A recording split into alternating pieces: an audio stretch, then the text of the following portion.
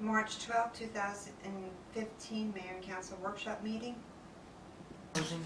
So I extend have that. happy to look at it. Let's Thank you. please call the meeting to order, and I will ask that the clerk please read the sunshine statement. This meeting is held pursuant to New Jersey Open Public Meeting Act. Adequate notice of this meeting was advertised in the January 11, 2015 edition of the Trends and was provided to the Star Ledger, Daily Record, North Jersey Herald News on January 11, 2015. Adequate notice of this meeting was also posted on the municipal bulletin board, filed with the acting borough clerk, and provided to those persons or entities requesting notification. Roll call, please. Councilman Frida. Here. Councilman O'Doherty. Absent. Councilman Barrett. Here. Councilman Gravel. Here. Councilman Ascenti. I'm here. Councilman Giantonio. Here. I want to welcome the council and the public to our March work session. We had scheduled Eric Laboska as a guest. Jim, you had asked for him to come? Yep. Okay, I guess it's a check, okay? I don't know where it is. Okay. He came last time. You gave us Did you really? And here last night? He's coming now, I'm sure, There's somebody walking. because I told him he was a day early. There it is. Mr. Laboska, we just announced you and you appeared. You materialized. Shall Yes. receive. Please announce Steve Come on, again. Much better than last night. Please announce Steve Longoria. That's what I that's can do that. I understand you were here last night, so I was so excited. it's all And we were not. You know, when they say when you go for job interviews, you should do a dry run, so Right, I hope exactly. it went well for you.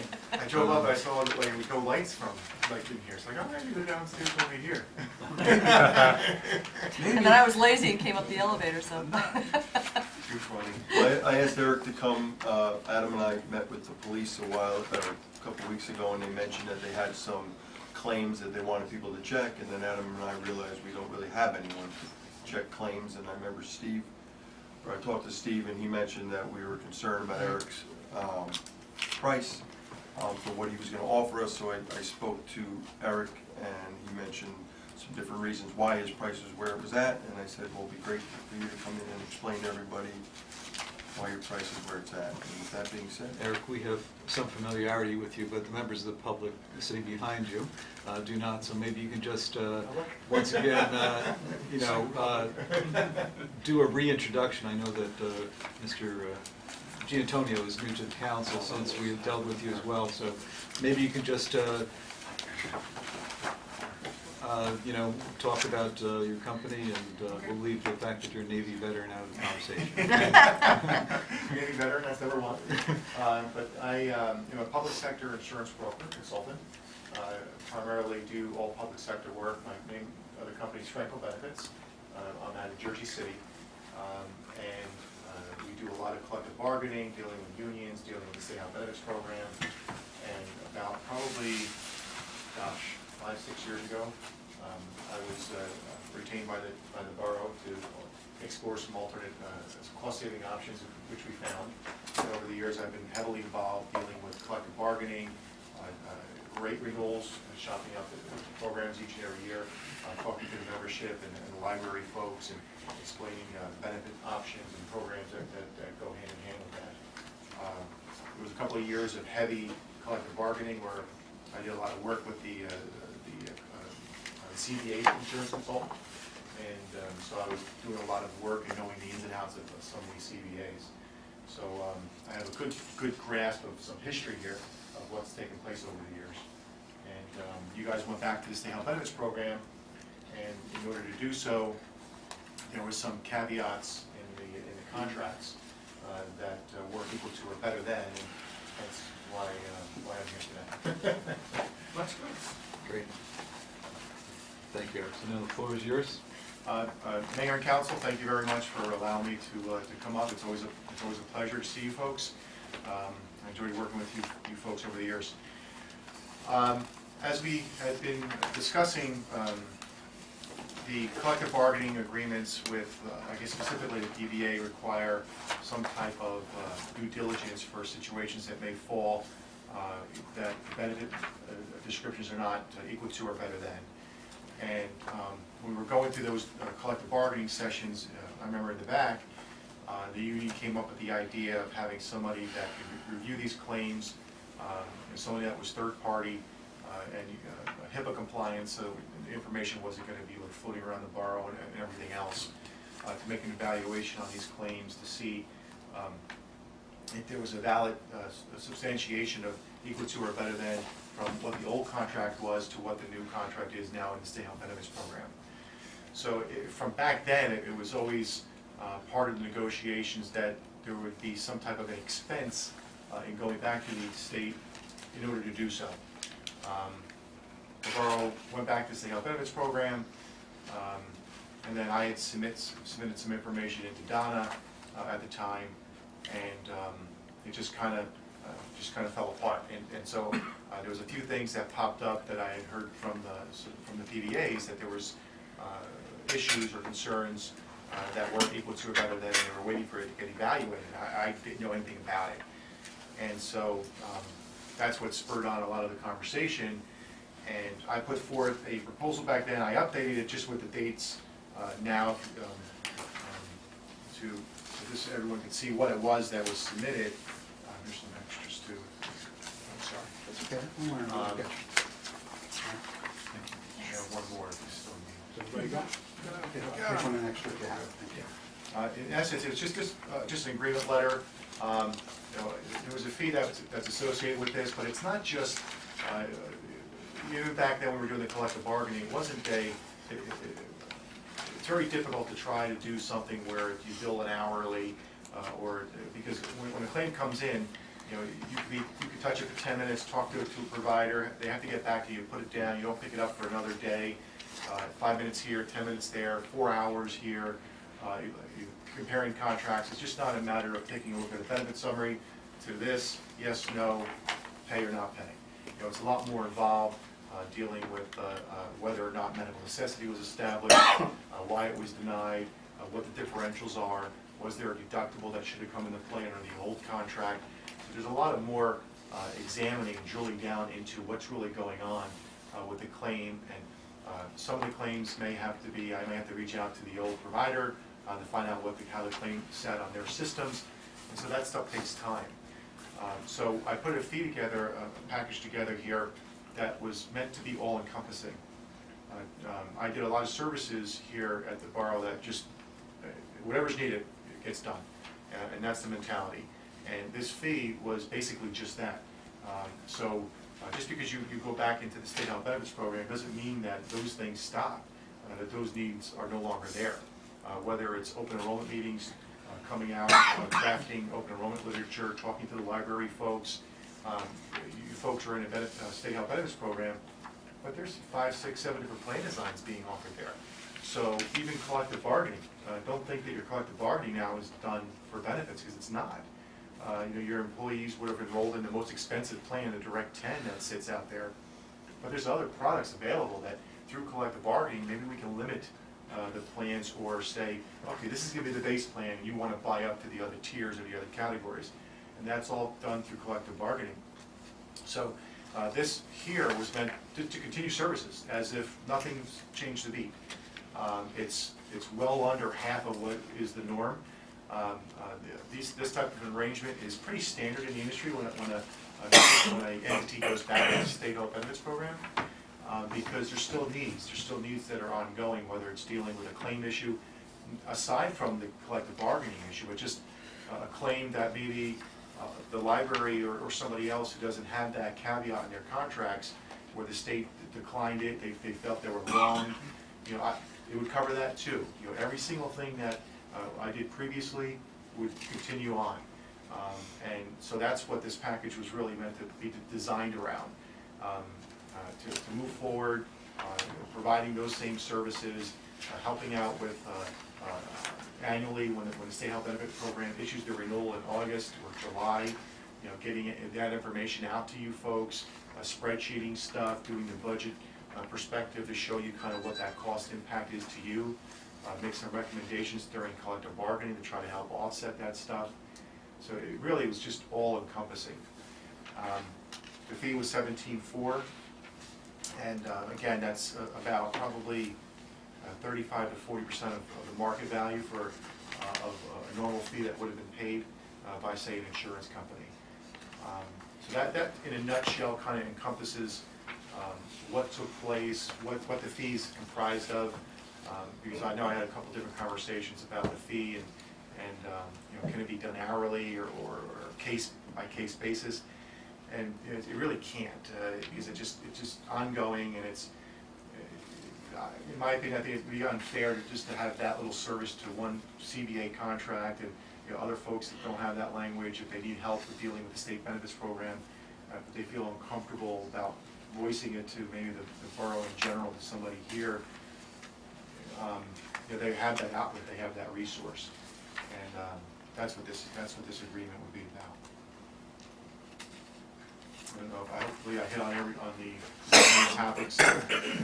I put together, I do direct contracting work with other municipalities as well. So what I took the liberty to do, again, this is just a sample of what another municipality, I think this one was West Windsor, that they drafted, and I kind of just changed it to Kinnelon and entered the information.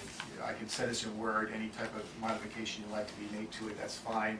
I'm not going to worry about any type of This is something then that the employees can call if they have a question on coverage, they call you. Absolutely. If they're having trouble getting a claim paid, They they're call calling me. you. And I have a help desk, I have staffed employees, about 9, 10, I'm not AT&T, but I have about 10 employees dedicated just to helping employees.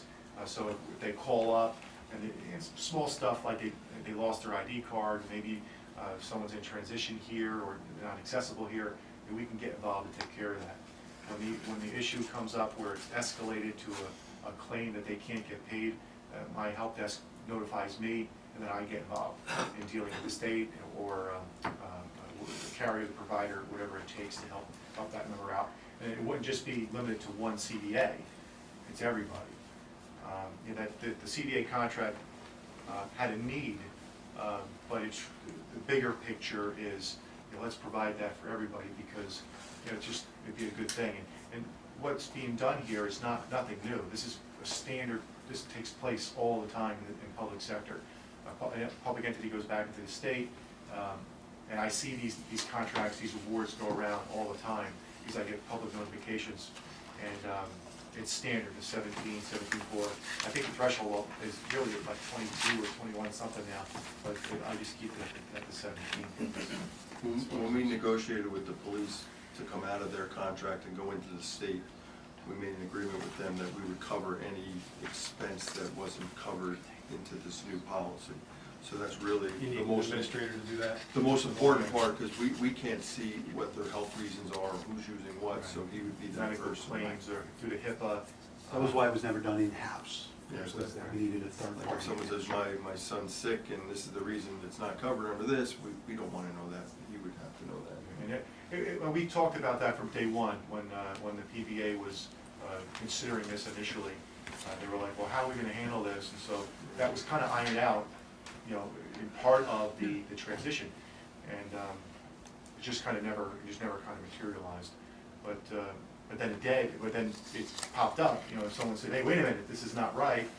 My claim isn't paid properly, and I got a phone call from the PBA, and I'm like, well, no, I'm not under contract anymore. So that's kind of what reopened the conversations. But I have a lot of history about the borough. I mean, you see my file, I know a lot about what's taken place here over the years. So it's, that continuity of, I don't know if it's continuity of care, but that continuity of knowledge is important, because, I'm going to be able to know what took place in those negotiations. I was there. And I know exactly what was said, and if I feel that something's being disingenuous on behalf of one of the unions, I'm going to let the borough know that, because I work for you still. I'm not, just going to sit there and say, oh yeah, whatever. I'm going to scrutinize it, make sure it's right, draft a letter, make a recommendation, provide it to you folks, and let you either pay it or not pay it, or make a decision on it. Eric, I have a couple questions about the agreement. Now, I know you said this is kind of just boilerplate at this point, but under the payment, it says, paragraph two payment. A, the provider agrees to provide services for a payment of $17,400 per year, but then the next sentence says provider shall submit monthly bills. Does that mean the 17.4 is divided up monthly? Prorated. Okay. Yeah, I wouldn't, it's not a, give me a big fat check today, it's prorated out No, that's monthly. fine, I wasn't sure it meant provider shall submit monthly bills, meaning you're gonna bill Yeah, per service. They, that was for West Windsor, they wanted that because they did their billing on a monthly basis. Okay. If you wanted me to do a quarterly, I don't really, it doesn't matter to me. Right. That's Again, fine, this is I just wanted to make sure Yeah. that those weren't contradictory terms. No, I mean, if you want it done quarterly, just because it's easier for you from an That would, administrative I think, standpoint. be financial or our CFO's decision, to be honest Yeah. with you. Totally, this is just a sample. Sure. No, I Whatever, understand. whatever makes you folks feel comfortable, strike something, add something. And you don't bill, you don't bill Or anyone one. hourly? Everything's a flat fee? Yeah, I don't all bill clients? anybody out. Okay. That's more of an attorney setup. We're insurance consultants. We're not set up to have that, that hourly time clock.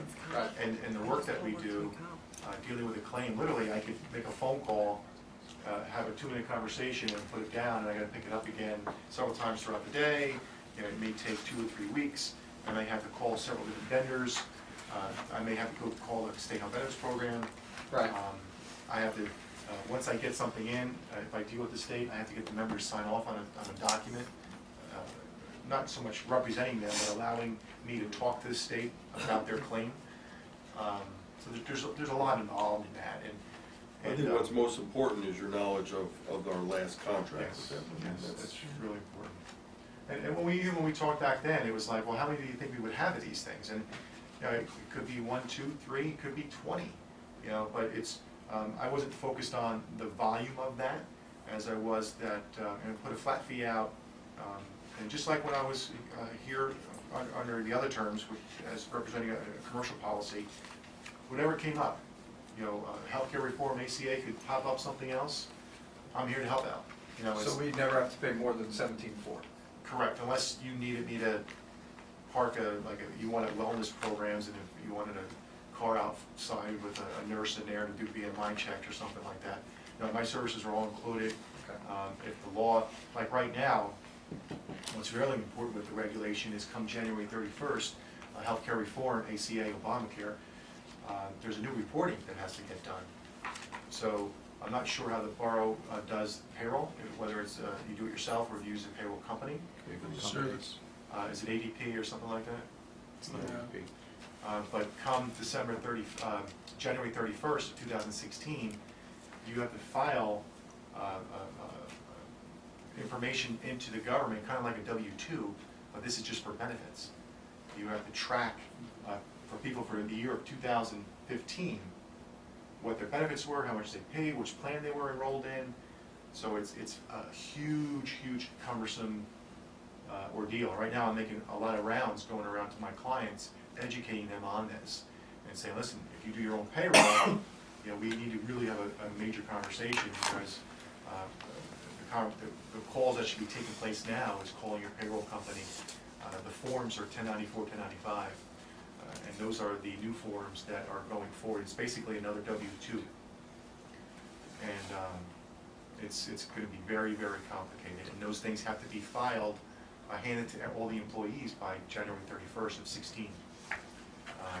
And then they have to report it into the IRS a month later by the ending of February. So it's a lot of, it's just not just benefits in this here, it's what's going on a national level with healthcare reform. You'd still be part of that. I would make sure you folks are up to date, up to speed on that. It's just all encompassing, and it's hard to just put like a stamp on that, but it would be total, nothing would have changed. Nothing would have changed. Is that particular piece that you just mentioned in here in your contract? About the filing of the insurance, et cetera? The filing of the insurance. Or educating, Well, not, et cetera? yeah, educating, I can't file it, but educating, it Okay. doesn't spell it out, I don't believe Okay. specifically, but Make us aware. I would definitely, it's part of my package. Okay. Just whether I have a client that's direct fee or that is on the older platforms, it doesn't matter, it's a system. I have a system in place, and everyone Okay. gets reached out. Like there was a couple of questions, I think, before, in fact, how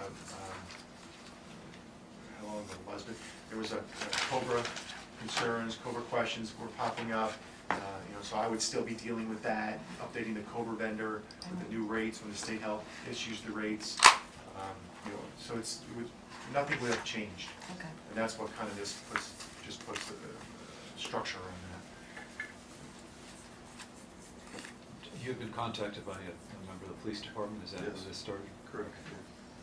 Which apparently has been.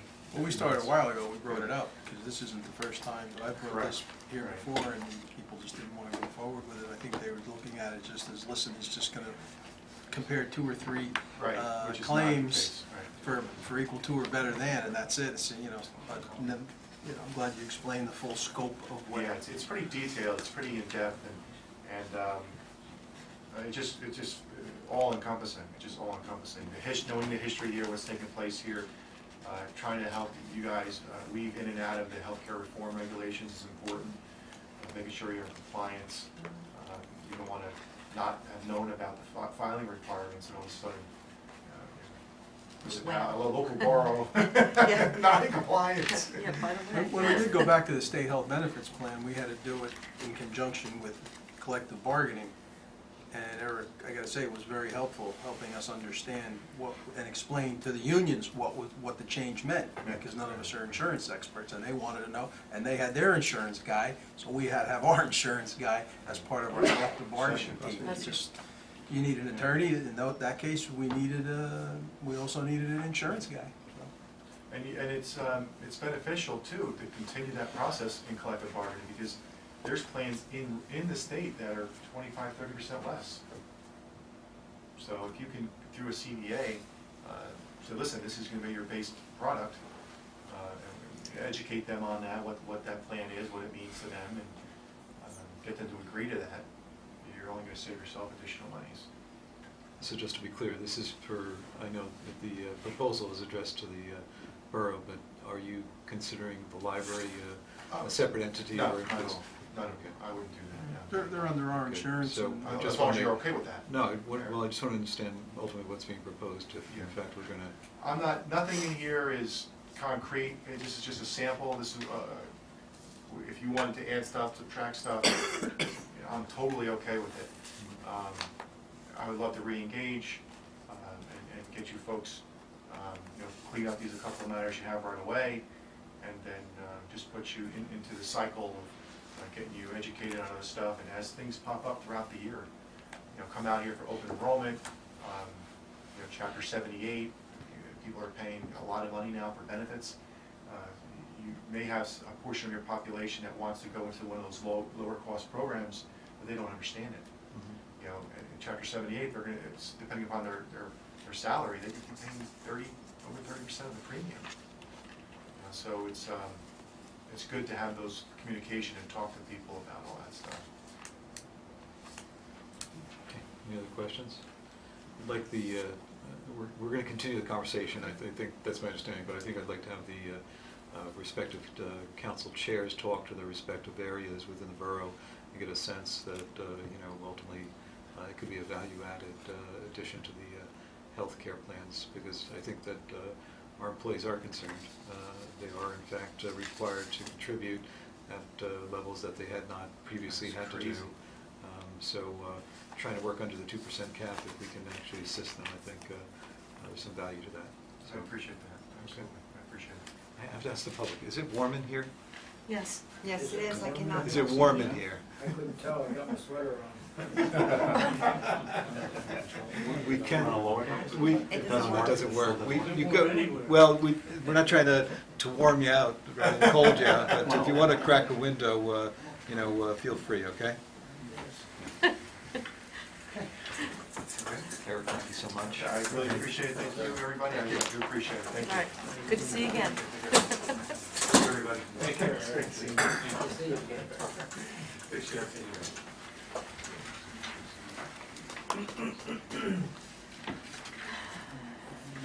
Okay,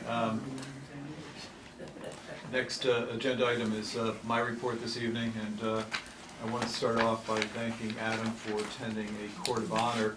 We had we had eight Boy Scouts receive their Eagle Scout Award, and there was some communication difficulty, I think, with us basically putting forth proclamations. So we've invited those Eagle Scouts to come to the council meeting next week to be recognized. I think it's a pretty outstanding achievement. So just once again, I think appreciate Adam attending that in my absence, and once again, I think we'll have an opportunity to acknowledge a number of the Scouts. Tonight's budget, you just got this from our treasurer earlier today. There is a temporary budget that we are going to have to take consideration on. I'll defer until we get through the agenda work session, but our treasurer worked closely with Lou May, and we basically are coming up with close to about $2.5 million to fund for the borough's operation until the budget is struck. So we'll take that under consideration during the consent agenda, but it is an action item, so I just want to make you aware of that.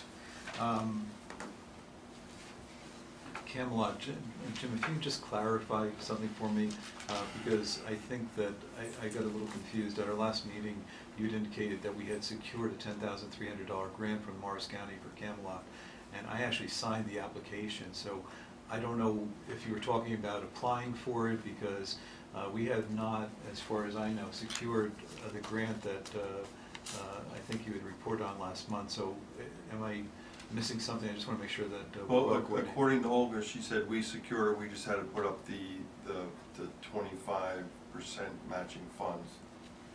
Well, I didn't get a piece of paper that said we got the grant, we have received the grant. Okay, That was Olga just- probably has it. But we applied late, that was part of the other problem Yeah, too. it was late. It was just the application, but I want to make sure that I'm not missing something, because Jen hasn't reported back to me that we've got a grant, and I want to make sure if we Yeah. did. I know it was reported. late, because remember they kept calling me saying, when can the mayor sign it, when can the mayor sign it, so I think they understood. Olga was in, she got What it. makes Olga think we got it? Does she have some documentation? Yeah, Oh, and I'll get I, that. for you. can I have a copy of that? Because I don't have that. I have nothing that says I that. think they know we were late, and they approved it, and I'll get it for you. Okay, that's more of a housekeeping. I just want to make sure once again that we're just well coordinated with that. Okay, thanks, appreciate that. Actually want to put something on the table here. And I don't believe this is a closed session item. I reported, I think, a couple times to you that I think that the staff has just done an incredible job standing up in the absence of both the CFO at this particular point in time. And we had talked about Dan doing some outreach to Labor Council regarding potential differences of salaries. And I think we had talked about a different number than currently what has been identified here in this work paper. The difference is not thousands of dollars, it's $425 in total. And this is for 6 individuals. So I think what we had talked about in close was a number that was materially different than this number. Karen has done some outreach to DPW. I know Dan's not here, but these numbers seem to be validated and accepted by those members of the DPW. So the question and discussion is, do we want to move forward with asking for a repayment of $425 from 6 individuals, or do we want to take the position that the identified dollars here, the highest of which is $97 is something we're willing to basically say was an administrative oversight or error, and move on. Can I just ask who worked on the numbers to work these numbers up? Karen, who did payroll here for Yeah, I know. I just the I years did here. it. The original paperwork that was given to me was incorrect. I did some research and found the correct paperwork. And I sat there and I figured it out. And I had gotten the retro checks that were given to them and then subtracted it, and I showed you everything that I did and what the new retro check was supposed to really be. okay? was a little bit less. Yeah, and I actually checked the time cards too, with the overtime and things like that, to make sure they were all correct, okay? And figured out these are the correct figures, not the figures that were given to me before. I definitely like this number. I better. sat down with Tom McGill, and he had done it on his own, and then I told him, can I see yours? And his were like within pennies of mine, because he rounded, I did it to the penny. And the guys I over just- there, okay, the guys over there are very happy with what I've done, and they realized that a mistake was made in the beginning, and they're fine. I can imagine they're happy owing $400 No, they're not rather than upset. $1,000. But they're I'd be not happy too. upset because you Yeah. made a mistake, you Right. know, they're fine, they're absolutely fine. And they have not grieved this, No. it's been an open discussion about, listen, there was a problem with payroll, what's the resolution? So to the credit of the DPW and trying to work with the clerk's office, I think that, once again, it was an open and constructive dialogue. But we had $425 spread across 6 individuals, so the question is. The only thing I would just think about, and I'm not, Mhm. is the guys that didn't get overpaid, you know? Maybe hey, what do I'm just throwing it out there to consider that Yeah. some folks who did It's a not u- get it's a overpaid, union. they're in a union, and hey, if you got $100, maybe I should get $100. I just want that for consideration, and maybe I'm overthinking it, I just, because it's not a lot of money. Are you You gotta be suggesting giving definite. everybody $100? No, I'm not, I'm suggesting we think about it, and if you feel that I'm overthinking it, then fine. It's- I mean, you deal with a lot of unions, what are your thoughts? I would probably take it back. I was thinking the same thing. Just to keep it an even, Just to keep even it- keel. So no, So there's no favoritism, there's no. Right.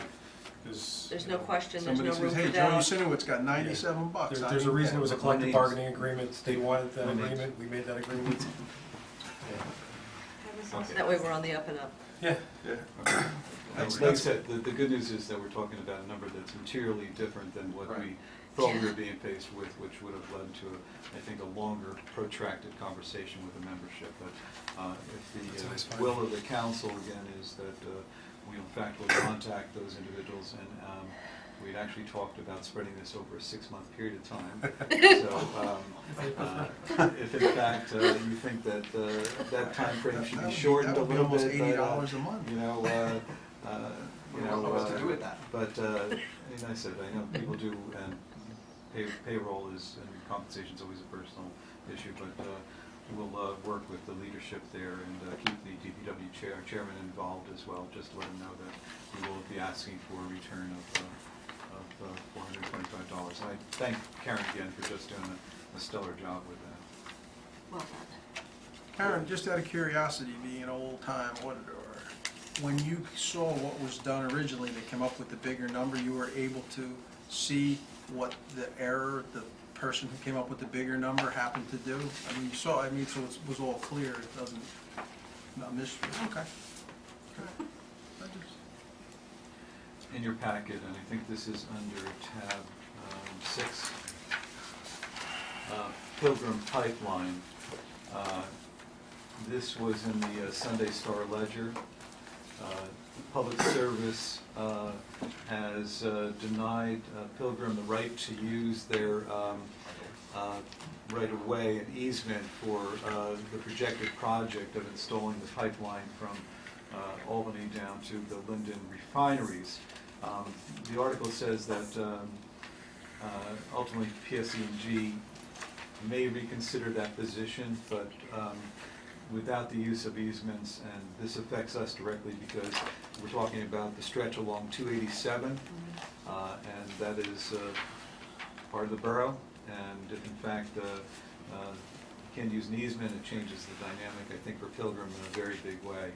And once again, this is part of that conversation that we had last month about the Senate and Assembly introducing bills that ultimately would require Pilgrim to demonstrate a public benefit for them moving forward, but they would have to operate under the same guidelines of a public utilities as opposed to an independent public authority. So once again, I think it levels the playing field, it makes the oversight, I think, a little bit greater if in fact the project were to receive additional consideration. So once again, at your leisure, if you want to take a look at that. There is a number of municipalities that have joined together that are going to continue to review this.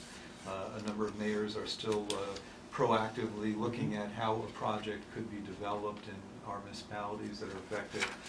So I know that there's been some outreach on, level. Chatham actually had a public meeting not too long ago to address the issue. So it's still on the forefront, but these are, I think, different chapters that are building the story about the proposed pipeline. At the last meeting, we talked about, or I mentioned ANJAC.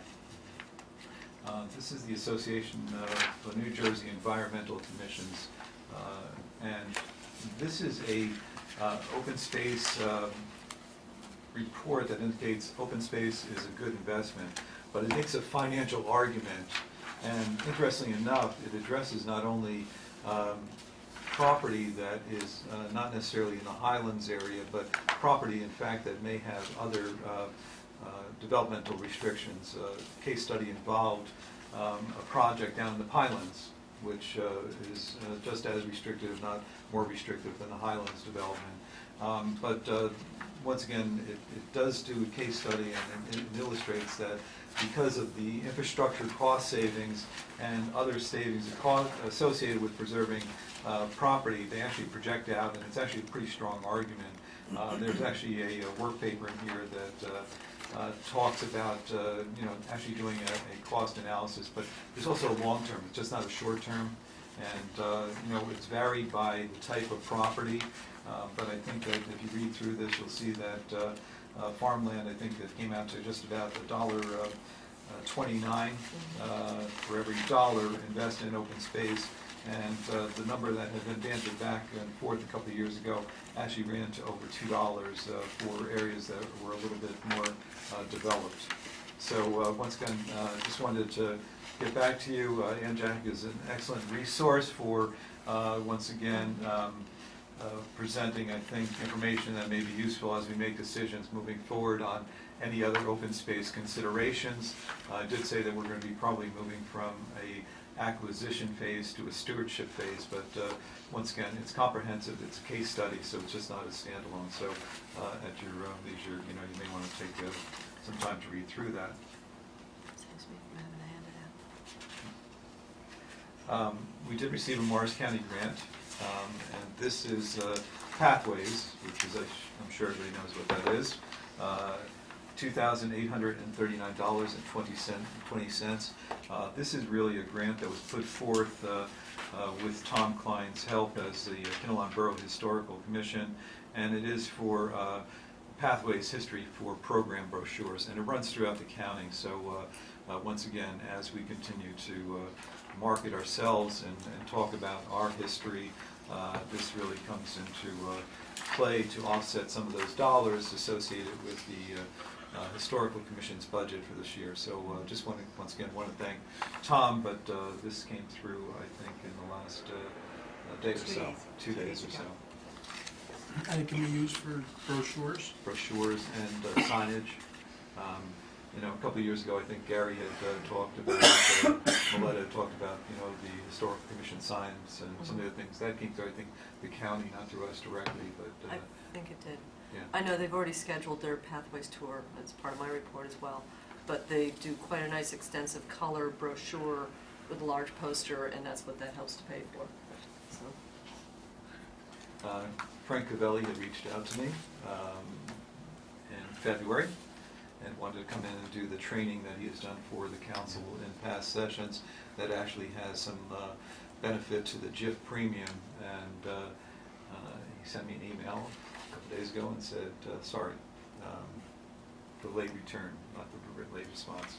So he is going to ask if he can present that training session at next month's work session, but wanted him to be aware of the fact that we were interested in that continuing education piece, and so right now he is scheduled, I know it's a public meeting, but he will be here on the 9th of April.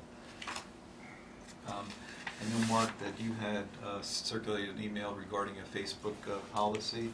Yes, I've been working with Adam on that Yep. pretty intensely, I think. I had a resident reach out to me about whether or not we could put a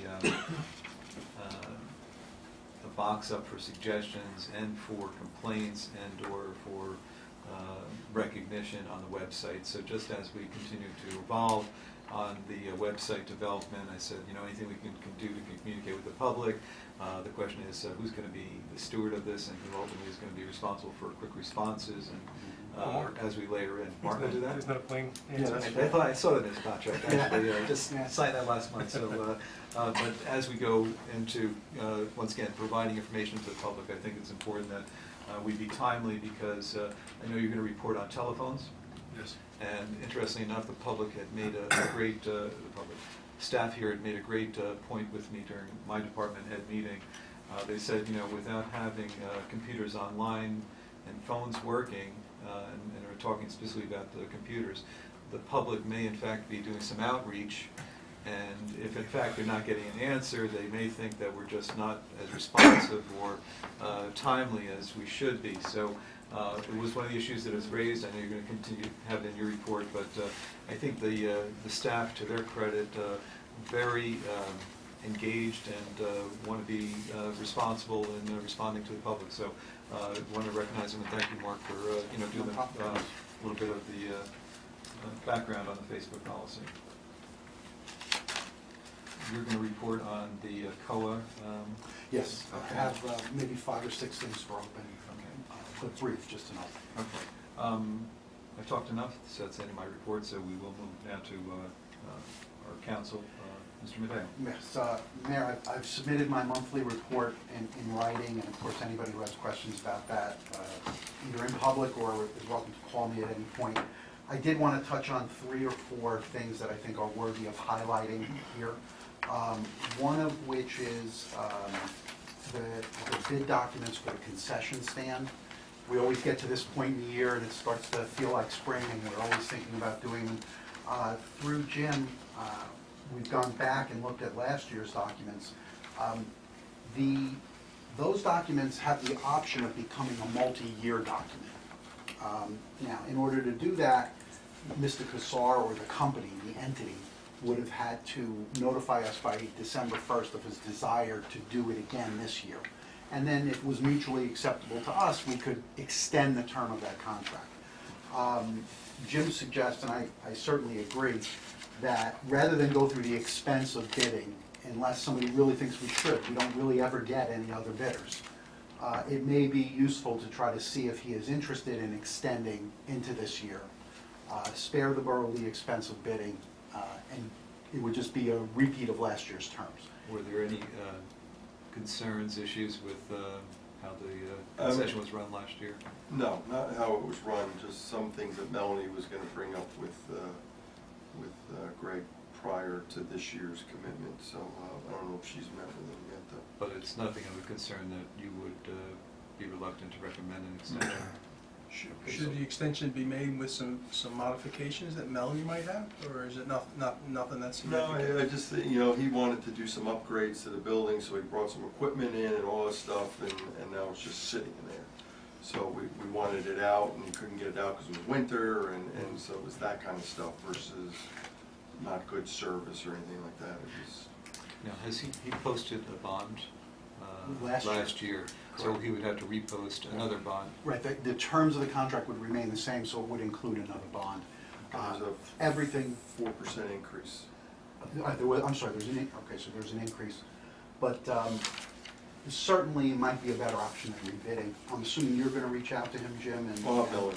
have Melanie light a fire under him and see if we're moving forward. Okay, good. Similarly, on bidding items, we already prepared the garbage and recycling bids. We are 6 months early on those. But garbage and recycling has a way of creeping up on us. We disappear into summer, and before you know it, it's in the fall, and we're trying to bid those, and we're under time pressure. Just so you're aware, I asked where we stood with that, because I know Dan is not with us tonight. I asked the Department Superintendent, Public Works to look, Good. and he said that he was reviewing the bid Wonderful. specs just to make sure. Wonderful. So he'll be getting back to you. Good. The thing that John most, I really need his involvement on is the calendars. There's actually 3 or 4 exhibits for each section of town with the calendars. And what days of the week will this be happening and that be happening? And John really provides those exhibits to me. I think he has them on his computer, and I just attach them to the bid documents. So we're very, very early, but it would be time for somebody to start thinking about it so we stay ahead of the curve. I will report, and I know Carol will be doing the same thing on some issues with property acquisition enclosed, and some good news we'd like to talk about a little bit.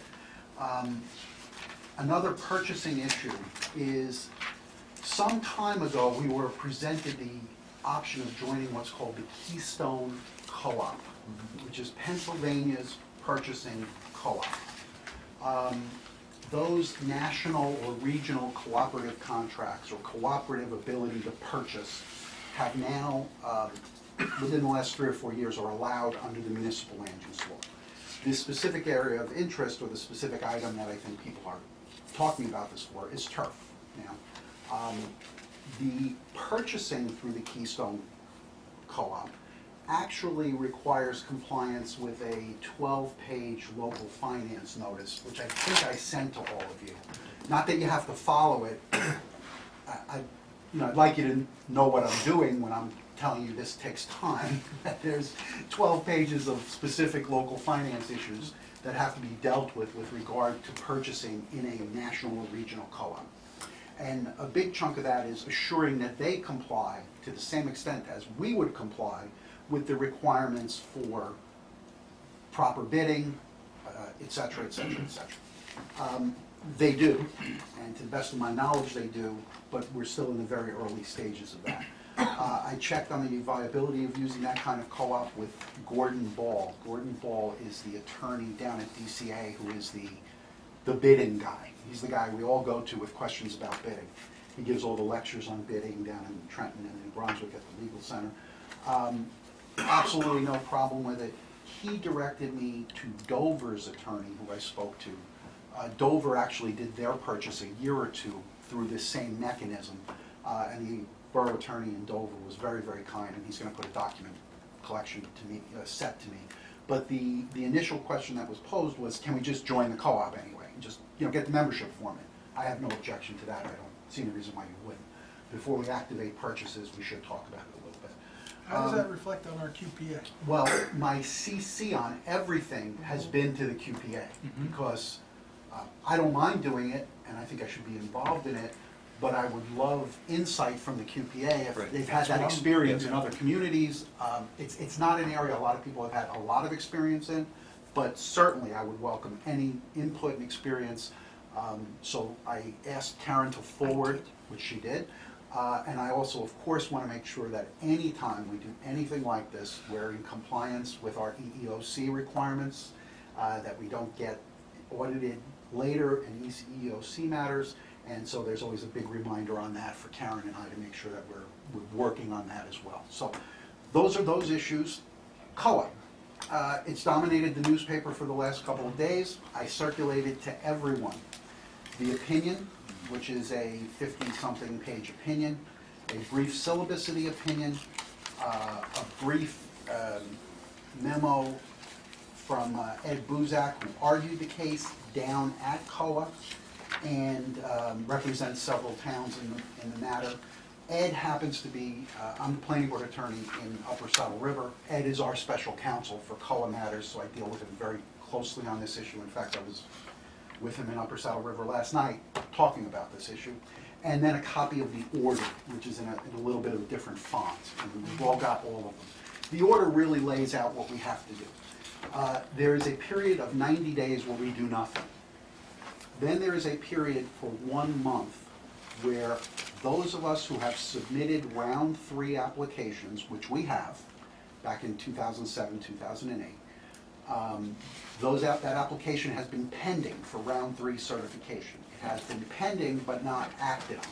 There's very few communities where a round 3 certification has actually been acted on. There's approximately 300 where round 3 certifications have been submitted but not acted on yet, because around that same time was where that round 3 methodology started to be challenged quite heavily. And you've probably seen that periodically in court over the last 10 years or so, in the newspapers. So, at that point, 90 days, I'm going to say do nothing, but I'm kind of going to come back to that.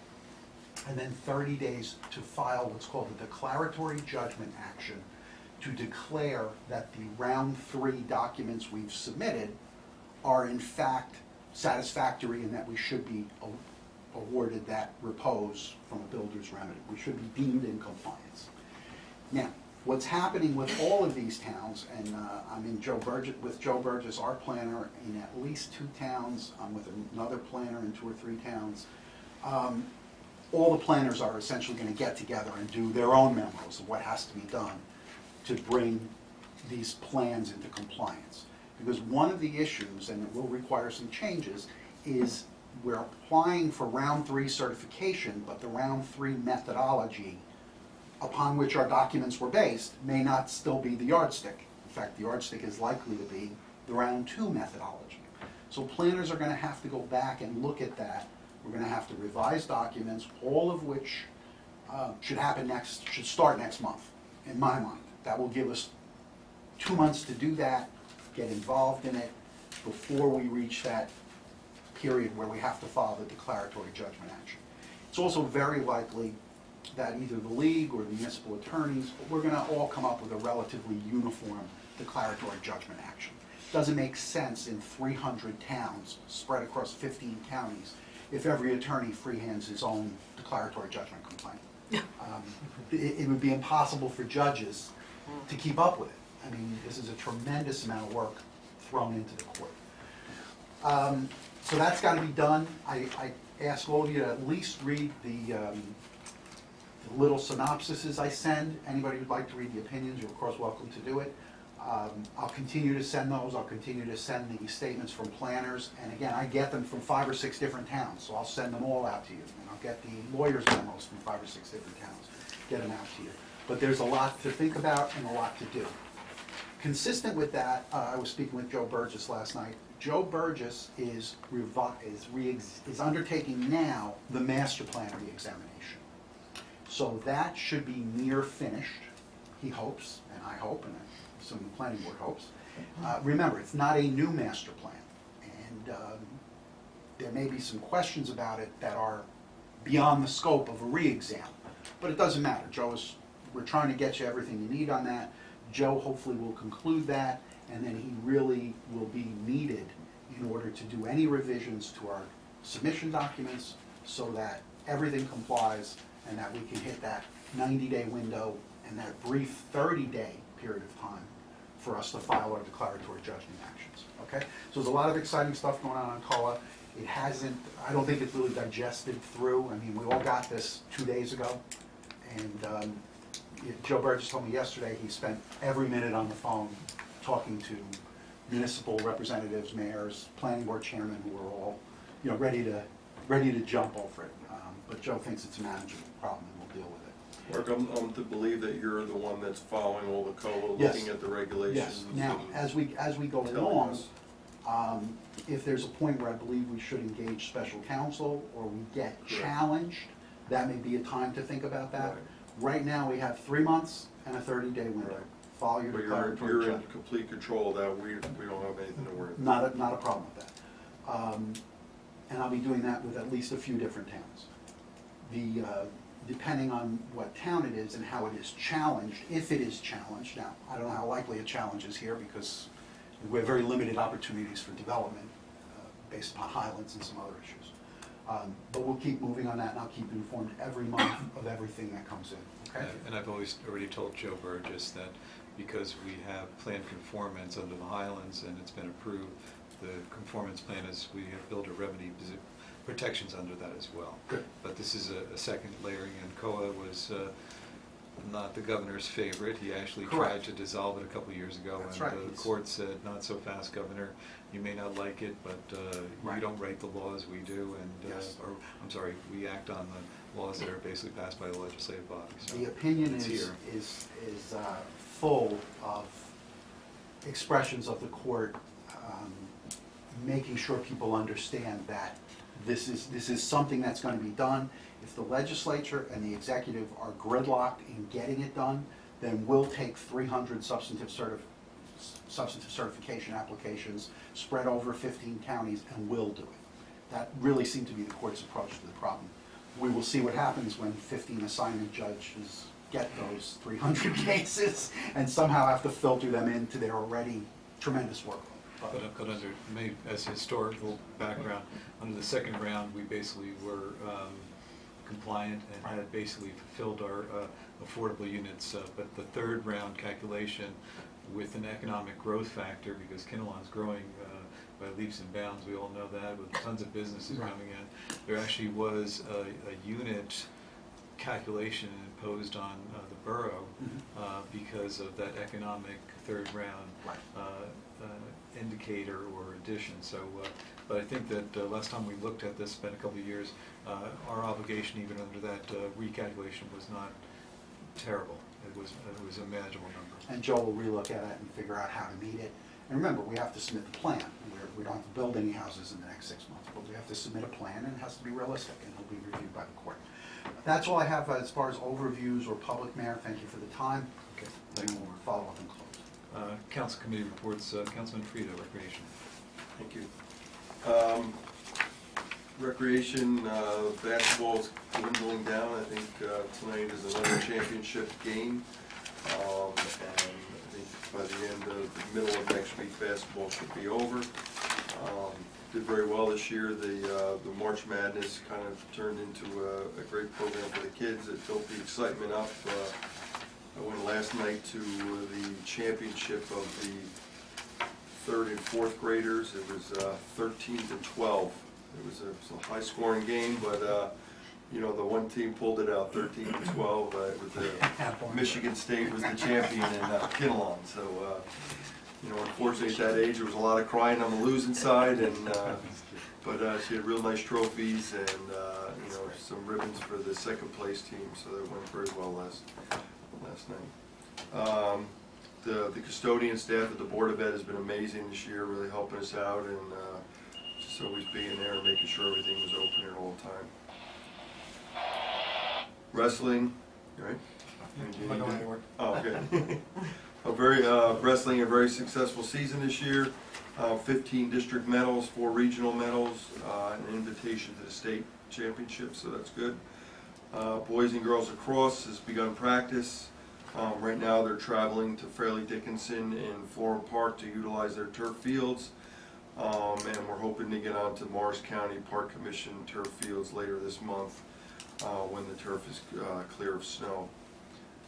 It's a much lower cost for us to use the county than it is to use Fairleigh Dickinson.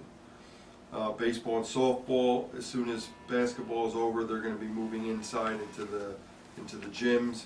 But right now the high school and the grammar schools all have the gyms before we get it, so we kind of have some slim pickings. Melanie went out to meet the guy for the scoreboard. On KRP, there's a girls softball field, there's a scoreboard out there, and we just keep running in circles on who could put it up, who has the power to it. So I said to Melanie, you know, since this company out here put in those boards, why don't we see if they could do this? They say they do it all the time. I think they gave us a price of around $300, but Melanie was going to look into some different options to see what it would cost for. John White had actually brought that up to me today, and it's on his agenda once the snow is clear to actually hang it. He didn't have the electrician, obviously, but. Yeah. Butler Electric will still need to do the electrical work and all that kind of stuff, but this company said I think for $1,500 they would do everything, so. Tennis registration started. We have new Tuesday night spring tennis program, which is very popular. We're also creating a junior tennis travel team, so they'll be going from town to town now to compete, representing Kinnelon. Our U.S. Sports Institute, which does the little guys, they've also added a 1-week summer camp for tennis and some other half-day programs. We're paid a fee per player that they enroll in their program. Jim, what are the ages for the junior tennis program? They start early, it's preschool now. so it's nothing like a preschooler trying to hit a tennis ball over the net. Yeah, and once the snow melts, we're gonna reassess the situation over on the tennis courts in Newton Ave, because prior to winter, we saw how, you know, the cracks are getting bigger and bigger, so we're gonna look into that. Melanie just got back from the Parks and Recreation Conference. She attended the conference, she attended some classes, the trade show with some great ideas for programs, field trips, equipment. But most important, she did a lot of networking. She met the rec director for Boonton and some other surrounding towns. So she was able to talk to them and possibly connections for some shared programs, facilities, etc. So that's a good idea for that. She also went to a meeting down while she was there with the company we use is called Capture Point. They're the ones that does all of our registration for all rec sports. She learned that they have a new text alert program and also a facility scheduler, so she's meeting with them. There's no cost for that stuff, but it's just an upgrade of our system, so she's going to look into that. The Rec Commission is doing the last reading on the recreation ordinance that Cliff's been working on, so they should be able to get back to us by next month of whether or not they agree to pass the new ordinance. Policy. Mark. Which one? The, what are you calling it? The Code of conduct? Code of conduct. I think we're gonna adopt that into an ordinance. Yes. That's our intention. Okay. We don't have to do that, we could do it as an exhibit to an ordinance, but Right. that was the route we were going. Right. Now, we can change that, Mayor, but that was. No, the I just route want to we make sure were if we're going to go down that avenue, that the public understands they're going to have the opportunity to comment on it. Sure. and- Oh, yeah. and Absolutely. subsequent to instruction, I just want to make sure that Yeah. we're, once again, communicating. They're just reviewing it just to make sure that they, because a lot of it is them reprimanding parents, it has to be done by them and different people, so. Yeah, it's a fairly sensitive subject, so Yeah. trying to get it right. So we just want to make sure that's right. Even council's in there, if we're at at some kind of event and we see something going, we have to interject and we have the ability to ask someone to leave and stuff like that, so it's all in there, but yeah, it's fun. I think you have to do that. Besides that, the only thing I'd like to touch on, Mark mentioned the Keystone Purchasing Group.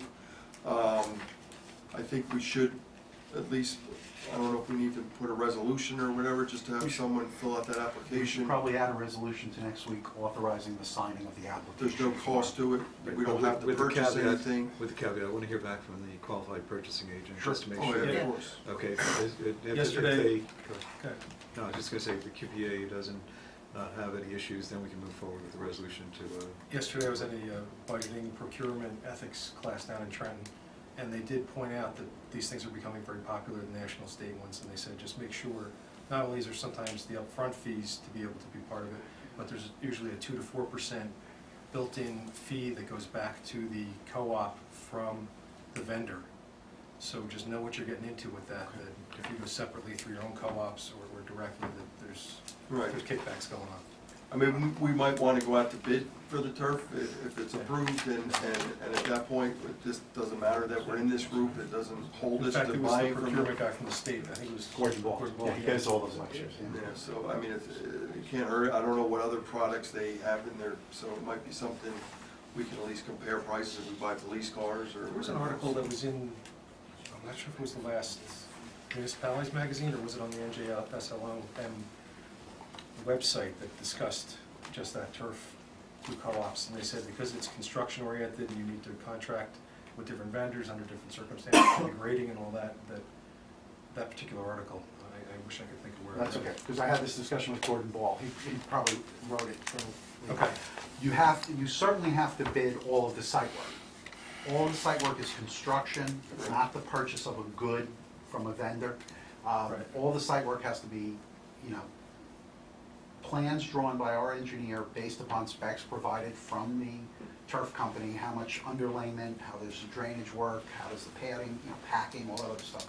That all has to be bid as a regular construction contract done by a local contractor. Your purchase of the actual materials can be done through the That makes sense. but you can't combine those two things.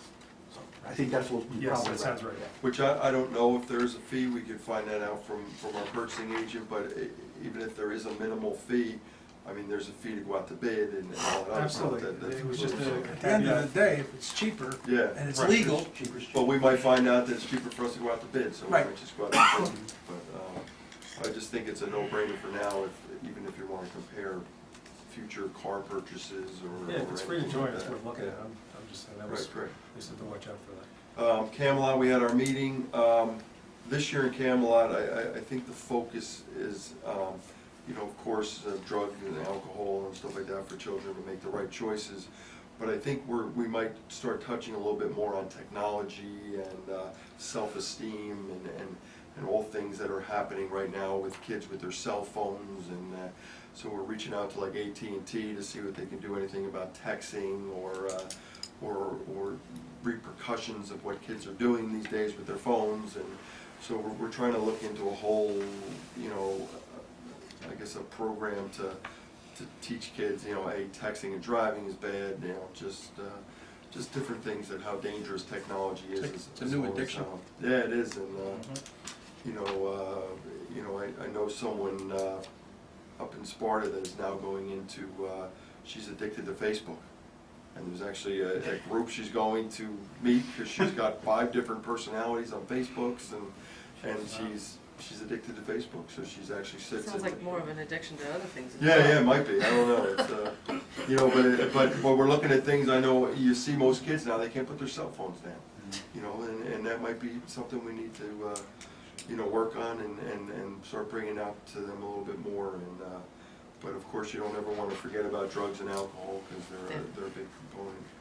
But Camelot's got a mayor. They sent you 2 letters for members. Did you get them? I don't believe so, but we'll double check. Okay, there's 2, Christy Barud and Beverly. You know Beverly, the pastor over there, so she wants to be a member. I did not get those. Okay, so they want to be members. I'll forward them to them. And one wants to be treasurer, wants to be secretary, and then we have 1 more member available. Okay. And besides that, as soon as the snow melts, we'll be on the, well, can't say that because we gotta let the snow melt and the ground thaw and then dry, and then we'll be on the fields, and at that point, they can do the fence work over here, the pole work over here, and hopefully it'll happen. That's the end of my report. I was not checking my email, I was actually looking at the You're checking calendar. your Facebook. No, I wish, I was checking the calendar. You had floated some dates out to the council for K-Fest. Yes, I'm sorry, Yeah. thank you. But I wanted to. Changed it. But before I ask you, Yes. the conversation that I've had with some of the department heads was, why don't we do this in September versus October when maybe the weather could be a little bit more cooperative? So I don't know if you've targeted, you know, October because it's kind of in the fall menu, or what's going on with that, Jim, but just, you know. You know what, I don't know, we never really, I mean, the only thing we talked about was back to school and you know, and that kind of stuff. I don't know, I could ask. I mean, we went to the 17th just because that was like the only open day in October, I think. But October's I getting didn't have a tight. problem with that day. It just, once again, I just wanted to tell you that, you know, Okay. some people are talking because, you know, we've had snowstorms, hurricanes. October is, you know, a beautiful month, but it can be You pretty get snow. bitey too, yeah. Yeah. So, I mean, right now it's October 17th because the 10th was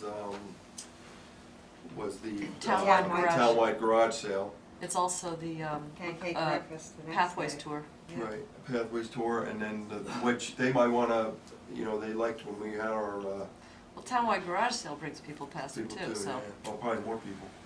And then the 3rd was the shredding event, so we wanted to stay away from that, so we moved to the Please. 17th. Okay, so the 17th sounds like a pretty So firm date. Semi-firm, if you want me to reach out and find out about September, Well, I what's your preference? I mean, once again, I think we hate had a to say, because beautiful. every year I've been wrong, it's rained out almost every year at K-Fest. Well, Well, and there's it was- no craft festival to get in the way this year, Yeah. No, so. but it was a beautiful day last year. I mean, the Yeah, weather the was day we had really, it was a Sunday, because Yeah. Saturday rained out. yeah. Okay, well, just asking a question, okay? I'd like to say it's your decision, Mayor. You know what, you don't want to talk to me because I rely on O'Doherty for weather reports. So that's the right course of action to go with that. And with that being said, Dan O'Doherty had major back surgery. I did reach out to him, he said he's feeling a lot better, he's 2 inches taller. They straightened his back, so he will now, he claims he'll be standing straight up, but he wanted everybody to know he could not be here. Obviously, he had the surgery last Saturday, and hopefully he'll be better. Just, once again, if the council members are unable to attend, would you please give me the courtesy of an email or a phone call so that I know you're not going to be here? Call Karen, she. I'm asking if you could give me a phone call, just or a quick text, okay? I Thank you. wouldn't miss it. Thanks. Okay. Under DPW, Yeah, I have a report for. and I just have one comment. The incident regarding Butler Water Supply a couple weeks ago, I know that the public had some general concerns about how that was handled. I know that Mr. Lampman reached out to me as soon as they had detected a problem with an automatic valve in the processing plant. He indicated there was no safety issues to the public. He also told me that there was you're much better with the word than I am.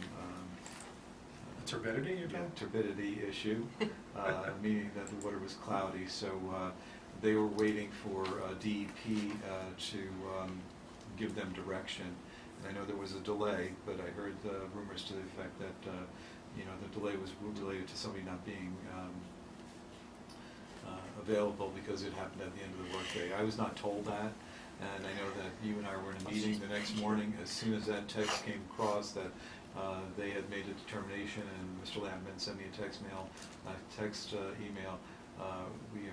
message. We got it out right away on Nixle, Facebook, OEM site, and we also did a hand delivery of notices to people on the system. Our website, I don't know if you said that. And the web. So I don't know what else we could do. I always like to do postmortems on how we handle situations, but I did talk to Dan. Dan was involved as head of DPW during the whole incident, and I think this one went pretty well. I know the public still has some concerns that I'm still asking them to give us some background, but I think from our perspective, the notification could not have gone better, and in large part to the OAM director and Adam, at least on this side. So I just want to acknowledge everybody's efforts for at least getting the message out, which is better than it happened last go around. So, we need salt, and that's all I'm talking about, DPW. So I'll turn it over to you. Good. Well, I met with John Whitehead today in Dan's absence. One of the top things of discussion was the rec field, since of course the weather's getting good, and what are we going to do about the main person. And I had Tom there, Brian, and John, and we discussed it. And essentially their position is that they're just waiting for us to give them direction and present it to the union. So I've actually done that. I don't know if it's in legalese, and certainly Mark, maybe you can take a look at it. Let me read it to you. We'll run it by Brian as well? Yeah, absolutely. I have no expertise in this. We just kind of constructed this between the three of us, four of us. So this actually was with the, what is he, the shop steward, I guess, Tom? Is that right? Yeah. Yes. So I presented it as a memo. Recreational field coordinator position is what we all think maybe it should be called. So it doesn't have a supervisory part of the title to that position. And this is what the memo says. It's a desire of the governing body to add the job description and responsibility of recreational field coordinator. It's our intention to find this person from our current ranks. And the position will determine field maintenance needs, establish field maintenance schedules, participate in the execution of the field maintenance per the schedule, maintain proper irrigation, fertilization, liming, weeding, etc. Schedule to line the fields as necessary, work with the recreation director to schedule the fields and keep them play ready as scheduled, take classes in organic turf maintenance and related subjects as directed by the DPW superintendent, look for ways through research and education to improve the organic fields in Kinnelon, other duties as required under the guidance of the recreation director. And so, like I said, this is from... What was the last one? Other duties as required under the guidance of the recreation director. Okay. So, and that's with John and Brian's blessing and Tom, that, this is a person that really is in both And the ultimate goal was to take the responsibility off of you and John Whitehead specifically, and let it really fall a layer or two down to the people who we've hired to do these jobs. And then the final few sentences here is, in consideration of the above responsibilities, an additional $3,000 stipend will be paid. Required continuing education and certifications as determined by the DPW superintendent are required to maintain this position. So, I didn't remember what the dollars were we talked. Again, I'm no legalese type person, so this is just for everybody's review. And essentially what they're looking for, I think, is we give this to the union, which Tom's already thrilled with. They already know who they want. They'll pass it along to the BA, I guess, approve it, and they're ready to go on it. So The word organic turf maintenance, is that? as opposed to artificial turf, we just. But it may because- also imply organic fertilizer as opposed to Scott's. Or do you wanna put, I'd Fertilizer. rather see organic, but you I could would just also say put field natural. maintenance. Well, let me Natural add to turf that. The other versus- thing that, I had done some personal research on that, because I know the complaints in the field back here, we go from cement hard to mush in no time. So, I had found online, and it's in your book under, what's it, section 7, a guide to synthetic and natural turf grass for sports fields from the Sports Turf Managers Association. And it gives guidance on pros and cons, how to care for, what to expect for expenses on maintaining. And I gave this to John Whitehead as well, just kind of as a primer for what we might expect from the person who's going to be taking this job, protecting the asset, your field, and what goes into it. That was a conversation I had briefly too.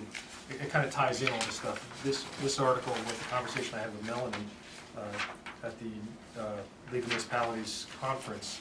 There's a number of vendors there that have engineered real grass, and it's meant, they come in, these companies, and will analyze your dirt to know whether it's super dry, super wet, whether you have high salts and gypsum, all that stuff, and they actually give you engineered hybrid grass to put in, or I'm not sure if it comes as sod or as seed or both, but I did have casual conversations with these companies when I was down there, and it may be something. I don't think it's our spot, my place to determine what they do, or even John Whitehead's, but I'm thinking that if we start thinking ahead as a process, we get somebody trained for this position, have them go to some classes at Rutgers Cooperative or whatever, and then we already have expertise from Melanie's husband, who's a groundskeeper. Combine all that with this kind of information and some of those vendors, and maybe we can eventually deal with the fact that we have either a super dry or a super wet field. We can't do certain things because of highlands, but let's look to mitigate those issues as best we can. So that's the homework I've been doing. There's some other issues coming up to John as far as just letting us know. We looked at the Fox architectural proposal last time, right, to do the analysis of the Borough Hall and the library. I guess he was being asked about some carpet that needs to be changed at the library, and We asked him last time to see if we could get a price from somebody else, just to see if Right, that that's was. yes, and he had not done that yet. Okay. So he was just kicking it back that, I guess there's expenses coming up. He wants us to know. The air handler over at the library, for instance, he knows that there was a compressor that went bad at the end of the year. They tried to limp it through. So there's some stuff that once it gets warm is probably going to happen before that can happen. But yet, we still need to be looking at getting that done. So I expect that he'll get us the answer. I didn't remind him to do that. So that's on the analyze the library and the borough, the air handlers, elevators. Also of note, the DPW facility contract came back signed today, I understand. I guess Dan or John will be figuring out what the schedule would be as far as a pre-construction meeting, et cetera. Establish a pre-construction meeting. I think we're going to ask the people from the animal shelter to join that meeting. I think that was the overture we made last. But once that schedule gets established, it'll be available. Yep, and John had some comments. He said that he wants to look in on our behalf about the epoxy floors and whether or not they're going to be compatible with the fact that there's blades driving in with all these trucks, and even though we've put in for it, he said that may be something, this is just him thinking out loud, not, making any declarations, but he was gonna ask them to look at polishing the floor the way they do it like a Home Depot or a Lowe's, to seal it, and then maybe use those monies instead to do the roof and or the animal shelters outside, and then supposedly they had proposed their own dollars to work the inside. I don't know, I'm just passing that message along. So that was all I had from DPW. Snow removal trust is fully expended. Really? Okay. And John has indicated that we probably should be budgeting anywhere from $150,000 to $180,000 for salt next year, so just as long as we're aware of that. 40 storms, I know Dan's not here, I don't think he predicted that, but 40 major storms and... Less snow and accumulation than the prior year and more storms. Right. But the frost Nasty heave has storms. taken such a Nasty toll storms. on the roads. There are some major potholes in some of the roads, and I did talk to Dan briefly about this, about the fact that, we don't differentiate necessarily between the county roads and our roads, and I know that we're getting complaints about Kinnelon road in particular. We're trying to coordinate with the county, but the patch that they put in basically is temporary, and it basically dissolves in a pretty short period of time, but there are some major... Speaking of that, you know what, we have a facility on our website now, and I don't know how much we use it to, for the public to make complaints and or comments. Maybe I should look at that, to set that up and put that front and center, and then via social media and or other publications, ask for people to report that. So they feel like they're being heard, and then we can, start a list, and then John can go around and check it and prioritize it. And the shame is that we've had some major paving projects that really put some of the roads in very good shape, but with the frost heave, February was an exceptionally cold month for us, so. Yeah, Kinnelon's road is a mess, and it's the worst I've seen it. So what are we gonna do with this, Adam? What I would recommend is, whether it's Mark or Giblin, have him look at that. I just wrote on it, I'm gonna fax it over to Brian tomorrow morning, ask that he look at it, but then somebody's gotta, who's ever carrying the ball here is then gotta call him, or shall I have him call you? Can I ask a question? You said that the shop steward's in agreement with this, Yeah, right? absolutely, he was party to putting that together. So I wonder if you're gonna say we have to open up the contract. Tom was of the opinion, and I don't know what he knows about that, he just said he thinks he gives it to the BA and they kind of give it their blessing and kick it back, and it becomes an addendum to the job description or positions. So instead of just maintainer, they add, whatever we titled it, recreation field coordinator. I'm gonna have him call you, if that's okay? Okay, that's fine. Is that the idea that whoever gets that position would maintain their previous responsibilities and add this on? Or will this Yeah, be for the their sole- $3,000, they are going to be doing the scheduling and handling the phone calls between Melanie, was that 2,000, whatever the number, okay, 2,000. Change that to 2,000. Mark. Don't you want the fields That's to what we look agreed nice? to, $2,000, right? I didn't remember, and that's what John had said, so I wrote it down. Okay. So this would be in addition to whatever the person's initial responsibilities are? Correct. Okay. Yeah, they working, that's why we avoided the word supervisor, for just Right. that reason. We don't want them standing around while two other people do the job. Right, okay. Public safety. Yep. Public safety, Chief Schwartz has advised me that he's attending a meeting on March 19th down south to receive the report on PD's accreditation. Baseball game. That should go through as planned, but apparently there'll be some details there. He doesn't need anybody to go with him. He said it's probably going to be pretty boring. The 200 Club will be honoring Patrolman Shortway.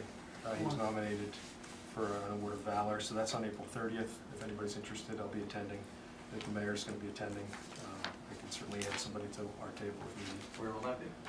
Do you remember where? Parsippany or Whippany or? Birchwood, I think, I'm not. Yeah, I think maybe 100%. Birchwood Manor. I'll send everybody a link to the awards dinner. Mark Ehrenberg has another 3 weeks of desk duty. He's progressing well with his shoulder. We don't have any details, but just expect a press announcement tomorrow from the Morris County prosecutor on something that he was involved with that is positive, and I believe Chief Schwartz is going to be joining in that press release, so look for that tomorrow. You want to talk about unfunded liability at comp time later under finance? Do you have anything to discuss on that? You guys, Who we talked about? We talked about it, but I can tell you how it has to be handled if you a catastrophic retirement of 4 senior officers. It's, So there's nothing really to do ahead of time as far as planning? we put as much money, well, I can talk about the budget, but. Yeah, all right, save it for that, yeah. Well, I hadn't planned to bring that out as a separate topic when I talk about where we are with the budget. But every year we put what we can afford to put in that reserve, and if we have to expend more than that, a significant amount more than that, then it's done the same way we did similar to the way that the revaluation was done. It's done as a special emergency, and it's built out, I believe, over 5 years. I'd have to get the details, but I discussed that with the auditor to find out. We don't have C4 right now, so spoke a little about it. And that's what you do, because we can't possibly build in to a current budget the contingency for the top 4 officers deciding on one day to leave. If Governor Christie says, okay, as of this date, you don't get any compensated absences, well, obviously 4 or 5 guys are gonna leave. Right. So for those who don't know what we're talking about, the chief has just brought to our $200,000-300,000. attention that there's about 4 officers that have, at maximum, I think it was 400 and something hours of comp time due. I guess in an effort to try to reduce overtime, they've accrued this comp time, and there's something on the law in the books in New Jersey that comp time has to be paid at time and a half if they choose to take it. I wouldn't know. Okay, that might be Brian's thing, but That's Brian. it was just a heads up to us so we're not blindsided if something happens. In the event We it address happens, that every it's year, good we to do know. the budget, we put what we can away for it, but if like anything else, I mean, if we get 2 more blizzards next month, we have to go into special, we have to deal with it, and Right. use the special emergency methodology. Okay. The next issue, the last issue for police was a concern for the sunset on the underage drinking ordinance that's coming up soon. So we just need to revisit that. It is his recommendation that we continue that. He thinks it gives us an opportunity to let the kids off the hook with, appropriate treatment, coaching, et cetera, versus going for more severe penalties. We fought that battle before, I guess, and finally passed it, and it's his opinion that we should continue it. That's what Was it Gary again too? Gary's already been around, and I think that's why it's here. Can we get a history of the chief on what's happened? I mean, how many times it's been used and to what benefits specifically? Just kind of a report on how it's benefited, I assume benefited as opposed to been a detriment to the borough since we put that in? That's a good question. So you have some basis for Just moving forward basis on for it. a Cliff, decision. that comes under the ordinance committee, so Okay. communication that takes place between the public safety chair and ordinance chair Okay. should be addressing the report that Steve mentioned and/or Right. the renewal, because we'll have to reintroduce, so I'll take a look at draft it. that, just so you have something in front of you while you talk about it, and then you can make a decision whether you put it on the table or don't. At least it'll be paper that kind of tickles everybody and don't lose track of it. Fire company, engine 2 refurbishment is continuing. I was hoping for some detail today, but didn't get it to me. The radios that we approved via the PSE&G grant are being installed in all the apparatus and chief's vehicles. For those who don't know, we have difficulty, me as firefighter, the fire department has difficulty talking to the police in the field because PD went to a digital radio system a year ago, and we were on non-digital in the fire department, so we have direct to the desk, and the police cars can hear the fire trucks, but the fire trucks can't hear the police. So with the radios that they were able to put into the fire trucks can now talk to the police cars without going through dispatch. So it's been very good for them. And is that for portables as well? And portables as well. Okay. Triborough doesn't have it, right? Right. Triborough's always talking about their radios and the shortage thereof, but they have mirrors so they can talk on the county frequencies, they can talk on the police frequencies, and they can talk on the fire frequency. They just can't somehow go in between. So it's never been an issue on fire scene for us, for Kinnelon to talk to them, and the police have never had trouble talking to Triborough.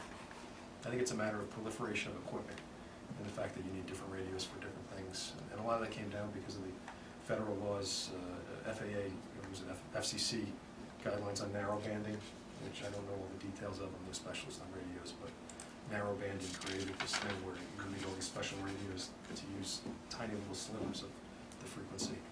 And the other thing that I just found out the other day, actually from Tom Stern, who is our radio chairman at the fire company, that the police radios actually had 2 time slots, they call it, so that one frequency, one micro frequency, this little tiny thing, can actually carry 2 conversations and it's 2 frequencies.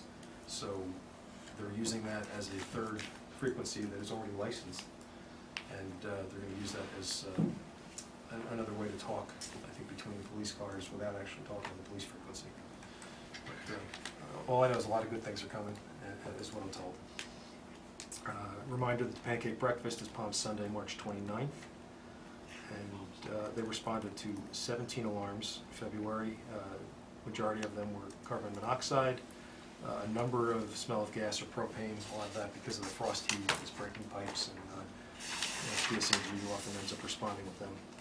They had a mutual aid to Butler. There was a fire at Butler Ridge, and I expect that you'll see that a bit more. Is mutual aid, because Butler, Bloomingdale, Kinnelon are all very slim for personnel. Triborough as well. I've been trying to stay in touch with all the chiefs and Triborough. I actually offered to a few of them, might it be worth some kind of a forum that we set up with the individual councils and or mayors and or chiefs to discuss kind of the Triborough fire response initiatives. And I don't think there's anything in the immediate future in this year or next year to talk about, but I think it makes sense to be talking 5 years, 7 years, 10 years out, where this is going to be going, because it's only going to get worse for volunteers. And if you don't know, during the last major snowstorm, there were 4 fire calls during that storm. I think one was for a stove fire. You're right, and there was a kitchen fire, and there was a gas leak. It smelled gas, CO, and then there was another one at 1:30. Overnight there was 1:30 was a surge protector strip that caught fire.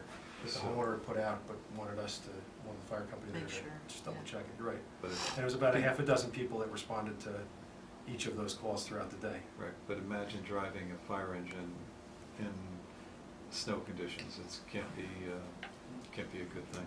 Right. OEM, John Whitehead is working with Jen Hires and FEMA, who visited this week and got us online access to our FEMA account, if you will. He found that there was $20,000 outstanding from previous claims that he's working on finding a place for to use, and apparently $600,000 is still due to us for the Forge Road bridge issue. So they're working on getting the final paperwork and doing it all as a single claim as opposed to piecemeal. They needed copies of not only all the invoices, but checks front and back. Apparently FEMA got burned with the New Orleans issue, with people writing the checks, submitting the front side only, never cashing the checks, and a lot of false claims. So now they require front and back to prove that you've deposited those. So he expects that we should have that. According to FEMA, they say by the time you finish your complete submission, expect 6 months before you get paid. So they're moving right along at FEMA. Public safety, I had brought it up before. I don't know where we stand on it now, is the issue with open construction permits. I talked with a couple of construction department employees when I was at that event yesterday, and I got that has been the bane of my existence kind of thing from all of them, that it's letters and phone calls, and it's a thankless job that people often say, why are you bothering me? It's their opinion that a lot of people think that, which I wasn't quite clear on it until she explained that your tax base is your tax bill is not based on the final. The tax base is your bill is based on your initial application when you put everything in. So all that stuff changes immediately. Mm-hmm. So a lot of people only deal with their final when they're selling the house, and the next people do their due diligence. Mm-hmm. And since we don't have a new, what they call it, CO. Yep. Right. We have a lot. I think it was a number in 1,000 range, which there was some larger communities that I talked to who said they only deal with hundreds. Nobody's really heard of thousands yet. So you know, that is an issue that, I don't know where that falls, but we really should look at. Any questions on that? Well, I mean, if you think it's something we should talk about, we should probably make a decision of what they want, or maybe get back to us with. And what do they propose as rent? To me, if there's 1,000 permits, that means we need an employee to, Yeah, essentially, you know, they assign somebody to do a certain amount every day, and they send out certified letters.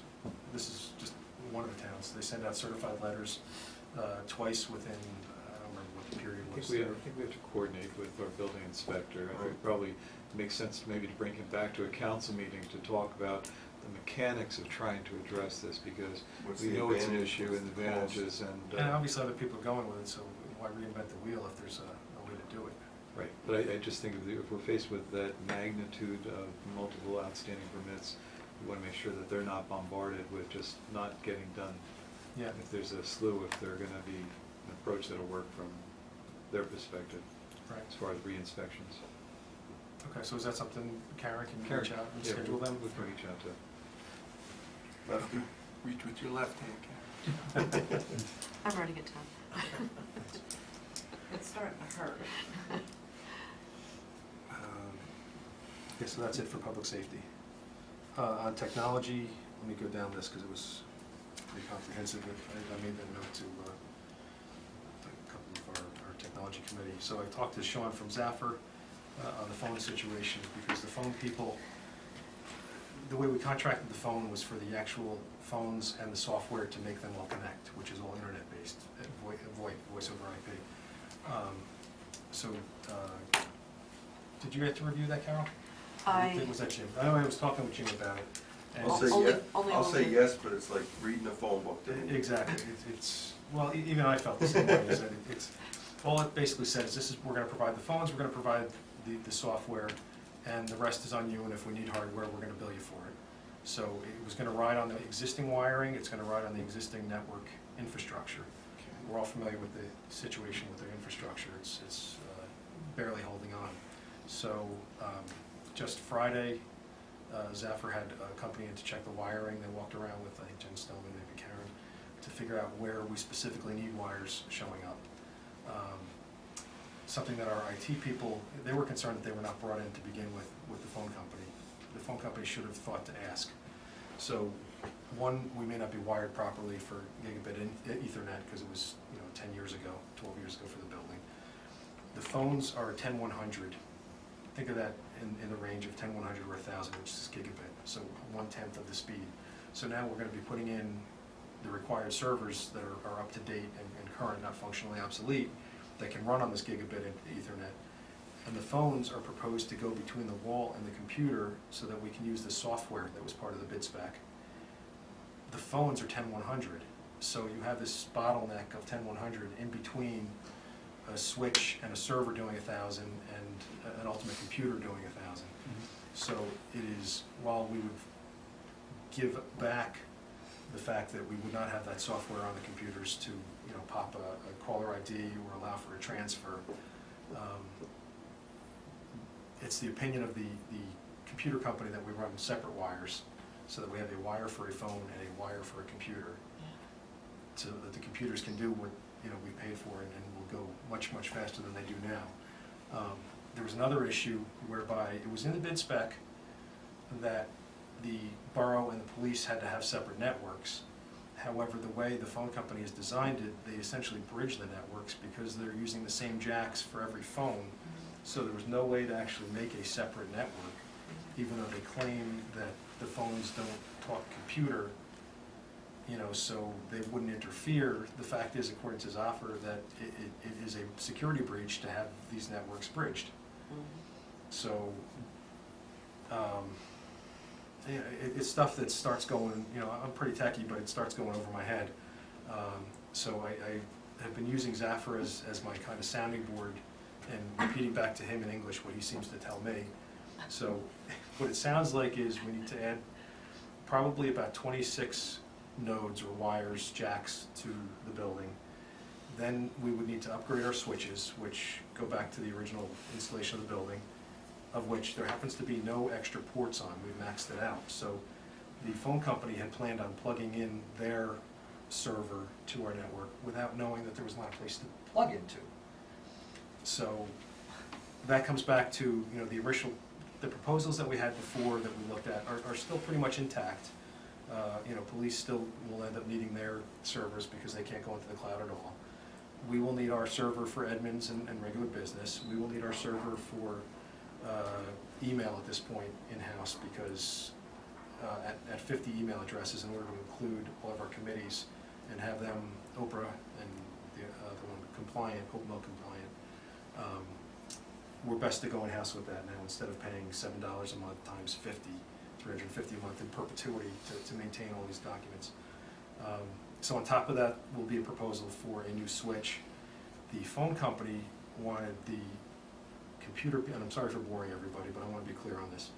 The phone people wanted the computer people to put in these high-level managed switches where they can go in and tell it where to go and what computers to ignore, which I guess they think would help with the security issues, which are apparently $4,000 switches versus a couple $100 switches that is all we really need for the borough. So What happened, did you ever find out, I know we both read the specs and we couldn't really figure it out, but shouldn't they know that we didn't have that before they? there was nothing in there that Did I? said that they needed to Right, interface with anybody that we have here. correct, And so it just spec that we want this phone that can do this thing, right. and that's what they're providing. But So they're now we- saying. Now we have to spend another. Right, because they were assuming that they could ride on our existing infrastructure, the network, the wires, and our server and our switches. So because those two never talked, they had no idea that they couldn't access the police network. So the police obviously need separate wires for their phone because otherwise. So they have to start all over again with another proposal, is what you're saying, or It another? sounds to me. They couldn't. No, because they're giving us everything they're telling us they're giving us, we just don't have the ability to hook it up. No, I understand that, so Me somebody's, blows my mind. the fact that we can't hook it up has to be brought into the equation. Yeah. And what has to be Who's done gonna to do do that? that? Like, Yeah. Right, first of how much is it? It's a Is lot. there It's, what Zaffer says, his last email to me, and I think that I sent it out to you, he said that let them do their own thing, put in their own switches, and, The police. this is the phone The company. phone company. Okay. Because the phones would be, if they ride separate from the network, and we have wires for phones in each office and in the police, we can all be on the same network because it's separate from the computer network, it would just be a phone network, the way we're all used to phones. You have a separate phone jack from your computer at home. Right. The VoIP would not ride over that same network, it would have its own, so we would have to add wiring, and we would have to add the switches. And then it could indeed be, I don't Do have we a need proposal. another server, or is that? No, the server, it's all cloud-based Okay, phones. so the phones would need a server. Right, so all we need is essentially a separate switch with the separate wiring.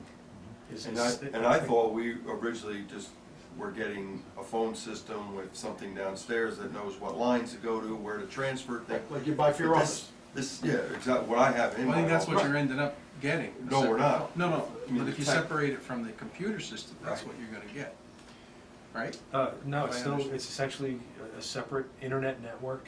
Yeah, separate With from the phones, computer but- system though. Yes, Just correct. for the phones, I'm Right. saying, I don't know. But most technically. people in their offices would be used to having some kind of a box attached to all these phones. In this case, these phones attached to the internet. So you can in fact take a phone from here home, plug into the internet, and be at a 4-digit extension. There's even an application that we spec'd where you could do that on your cell phone. You could put their application on your cell, and you could be a virtual extension of the phone At system. the end of the day, what do we have to do to go forward with getting our phones and computers upgraded? How much, We don't know. We have to make bidding exactly. decisions. We have to make some public bidding decisions here. Well, two things. First and foremost, I think you did a great job of, Of confusing the matter? No, I think, because I sat in a meeting with you, and I think that you really nailed it.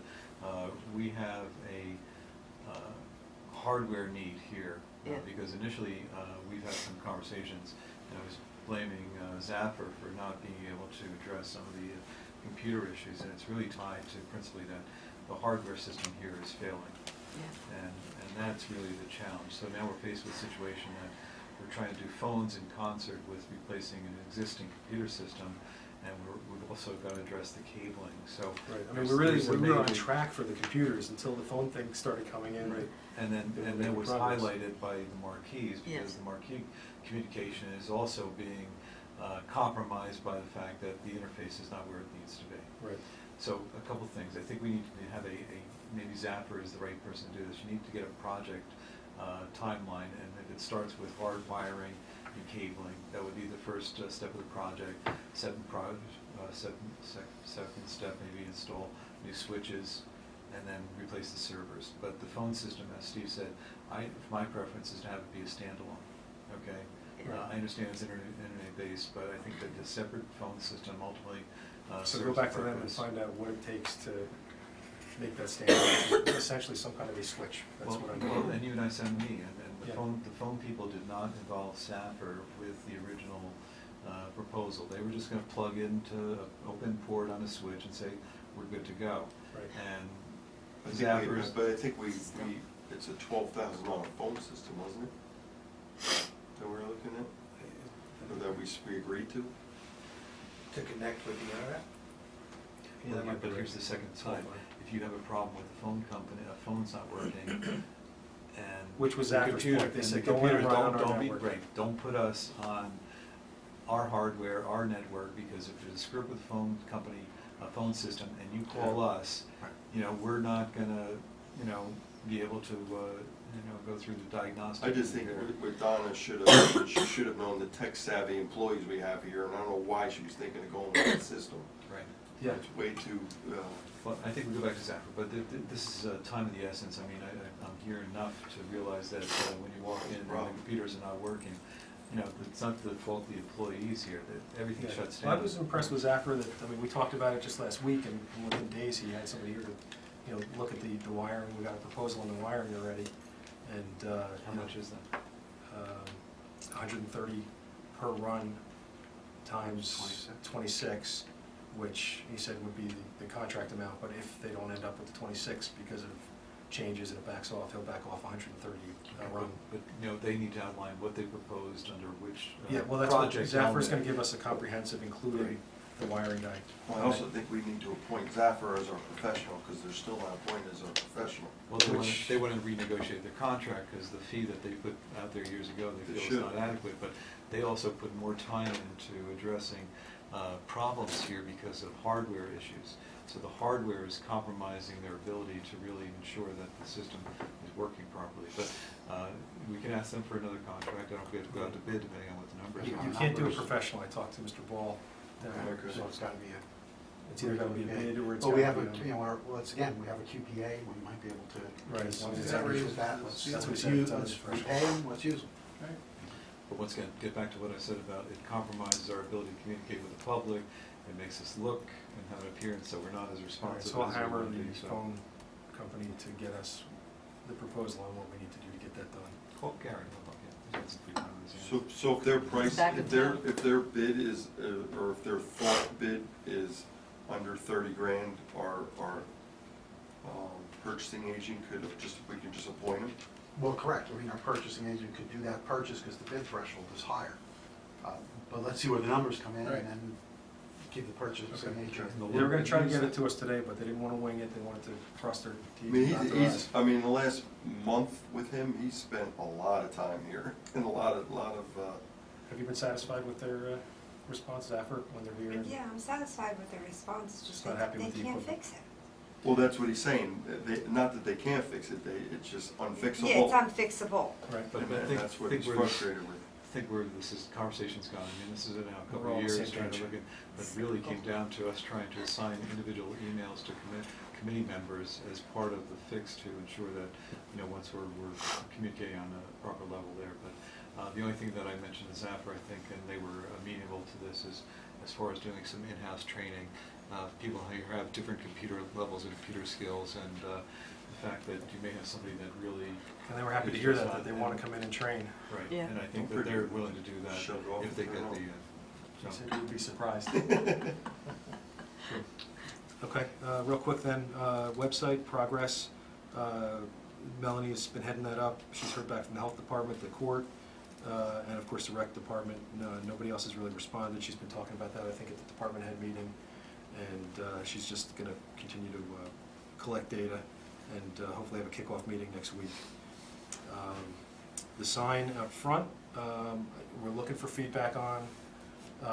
There was a gentleman who caught me in the hallway on the way up, who just, his quick comment to me was that they flash too fast, they're too bright at night, you can't get enough information from them, and we look like 42nd Street. I know we've had a lot of growing pains over the last months since it went in. Most people have been in the loop that the network was an issue. Talking, then we were connected all kinds of ways to the library. Ultimately, I think the two different greens are different. We gotta get them on the same page for that. They're matched now. Are they? Okay. But The library, they're still different colors. yeah, They're the different shades greens of are a little green. bit off.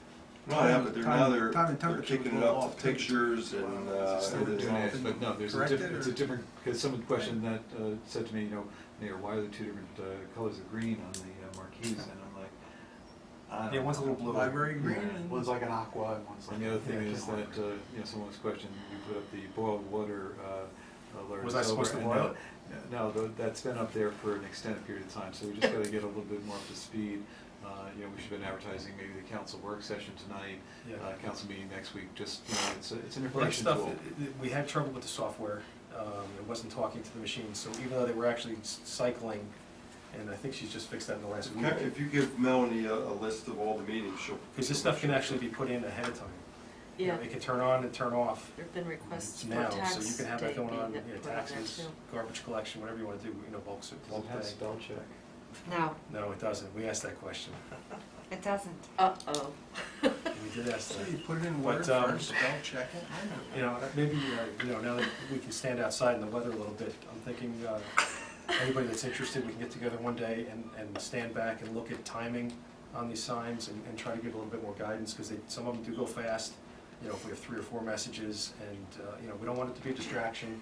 We don't want it to look like 42nd Street, so let's discuss colors, let's discuss speed, font. I just want to get coordinated with the library. I mean, it's great that Annie is now there, but it really does look like Broadway when you're looking Yeah. at the marquee over there. So, I've always said, don't have it look like Eat at Joe's. Let's say Right. have a That's Eat Carol's at Joe, problem. just, You tell her. So- I brought it up at the Before they trustee were meeting installed, we about knew that we putting wanted to pictures up ultimately there, put et cetera. guidelines that- on there and procedure. Right. And, they're up, they're working. It took a while to get it to that point. I think our next step is what goes up, what does it look like, and who can do it. So we'll work on that from here on out. I don't know, have you ever been through Montville on Change Ridge Road and their town hall? Can't say that I recognize Just do that one day, their lettering is very small, it's readable, and it's like a gold color, it looks very untacky, if that's the word we're looking for. I think that's the best way. I think by being big and green and fluorescent, it looks, It's more light, it's a lot of Yeah. light. And Mountain Lakes is the other one. Mountain Lakes is pretty upscale. They just have a different Yeah. color. But Change Ridge that's Road. the kind of feedback we need to Yeah. get this looking right. So if you hear from other people, What are you hearing on Facebook? Anything about no, nothing. marquees? It's No? quiet. Okay. it's quiet. And that was the last thing, is the social media policy. I've circulated that to a number of people. Mark had a comment on it and sent me back what the League of Municipalities attorneys had suggested, which happened to be exactly what, I think it was Metuchen that I did ours. The league was using Wyckoff seemed to be the one, but Yeah, it seemed so to be it's probably almost the same exactly thing the that's same. making the rounds, Yeah, so so, everybody's using the same model. Yeah, so I don't know, what's the next process on that? Is that something that we adopt? Do we just kind of casually I think the adopt? tech committee has to review it and then make a recommendation back to the governing body and provide us with drafts. And, Okay. I think that's the next So I'll step. send you guys whatever my latest was, and then we'll Okay. go from there. And what's the purpose of that? That is, well, do you want to speak to why we need that? What, Facebook? No, No, the the policy. policy. Oh, well, What's the policy? Well, the policy is, again, if the JIF and the MEL produce a policy, we want to be on the right side of that policy and using the policy, because that's part of our defense and insurance and all that. But I didn't see it yet, so what is Well, it? there's It's preventing what? Well, there's a lot of issues with Facebook. There's issues about what the public's allowed to say. There are issues what you're allowed to delete. There are issues if what Okay. happens if you do delete things. They still have to be preserved under Oprah. So just because you delete a post from the public doesn't mean you can toss it. It has to be. Do we have that ability to keep it? Apparently we do. I don't know. Hide it, not delete it, and that's what we need to do. There's a hide function, but all those things have to be archived. And I've expressed some concern that the borough, in effect, becomes the arbiter of free speech. We decide what we're gonna leave posted and what we're gonna not leave posted. And those decisions always make you potentially liable for someone who says, wait a minute, I can say whatever I want on here. Or I talked about one political candidate and you didn't delete that, and you're talking about another political candidate and you did delete me. And why, why So is the this borough sets the monitoring ground free rules speech? and narrows it down, I would imagine, as closely Right. as you can, so that the policy makes the decision for us. So If it there's says obscenity- things like no political conversation, it says stuff like that? Correct, and it also, again, it's a 9-page policy, it's a relatively long policy. It's the best you're gonna do to at least be able to say, our acts weren't random. We didn't delete people randomly, we didn't exclude certain topics randomly, we didn't, that we did this in accordance with a policy, so by definition, we treated everyone fairly. That's the goal. And then it would be posted on our website, on our Facebook, and any other outlets that we use, so that same policy holds true for Twitter. Until you delete it. Exactly, until you change your policy, right, that's why, so, exactly. So, yeah, that's what, and it also says, who's authorized to do what. If you can't, if you do post something that makes a statement, that you should put, the department responsible, so that people know where to go back to, that you're not just arbitrarily posting things, on the borough side. So, take a look at it, it's very comprehensive and readable, it's not legalese. That's all I have. Thanks, Adam. Steve, finance. Thank you. Briefly on the budget, I asked Jennifer to update. She said she got some additional information in as far as budget requests, and then asked her to send it to Lou May and the members of the Finance Committee.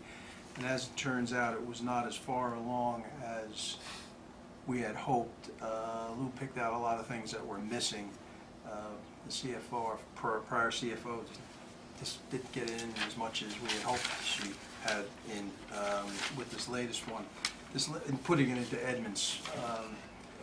So Lou and his associate Colleen are going to be here tomorrow morning to work on that, to try and fill in the gaps for us so we can get moving on the budget process. So we have the AFS. Lou is going to update the best he can on what's missing in the budget, and then he'll send that to the Finance Committee members and the whole governing body. Everybody can get a copy of it, but then we'll have a Finance Committee meeting as soon as possible when Lou's done with that. Sit down with him, see where we are in the cap, see what we have to adjust and where we might want to adjust the budget requests, and bring it to the council, hopefully by the next work session.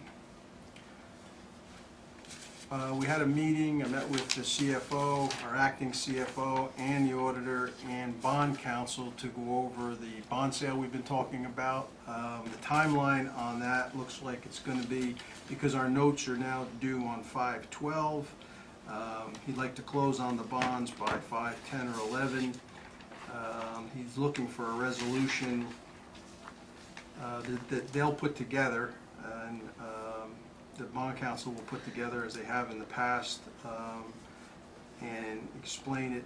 If we want them at the meeting next week, they're happy to be there, because it's a complicated, we have to make a couple of decisions, not on particularly complex issues that I wanted to go over with you tonight, but the whole process. We haven't done it since 2009, so I'm sure people will have questions, but bond counsel said they'd be happy to come to the meeting next week. And go over the whole timetable, but at the end of the day, they'd like to be able to close on the bonds by 5/11, which we had discussed. We'll put them on the agenda for next week. Yeah, That's you Mr. want, Fein- I think yeah, so. that's Mr. Feinfeld, Feinfeld. right. The things that we have to discuss tonight and hopefully be able to tell them next week is the maturity of the bonds, the weighted average maturity of the items we've used bans for our $7.8 million is 21.85 years. We could go that long. When we look at the trends in interest rates, it looks like as you go out longer, obviously rates go up. both the auditor and bond counsel suggested, and we showed us a number of bond sales and what the rates were from other towns. 15 years seems to be, would get us decent Sweet rate, spot. the good rate, sweet spot in the rates, as you might want to call it. Now, when I say that, you know, the rates are fixed in the bond, but they're not the same every year. The bidders will probably start out low because rates are low right now, but as time goes on, people don't know where rates are going to go, so they tend to tick up. So we may end up with 1% for the first few years, and then 2, and then 2 1/4, and then we'd have to see who would give us the best average rate over the life of the bonds when they're bid. So that's just so you understand how that happens. So we have to determine that, whether we're happy with their suggestion of 15 years, and I can have Lou send everybody the work he's done on other municipalities and what they've ended up paying for 15-year bonds, and he could also work it up for 20 years and see, and we can make a decision. The other thing we have to talk about, and it's up to the council to decide, is we have, as you know, from the debt statement, $5.2 million of bond anticipation notes that are authorized but not issued, and that includes, the biggest thing is the garage. I think that's going to come in at about there's about 1.6 available for it. It's supposed to come in about 1.4. Do we want to, we don't have to, but do we want to include those in the bond sale and not put them out as bands? If we do that, then the interest rates are set for the life of the bonds. If we don't, then we have the bonds that we would be selling, the 7 point, let me get the number exactly right. What does a band hit at? Bands are lower right now.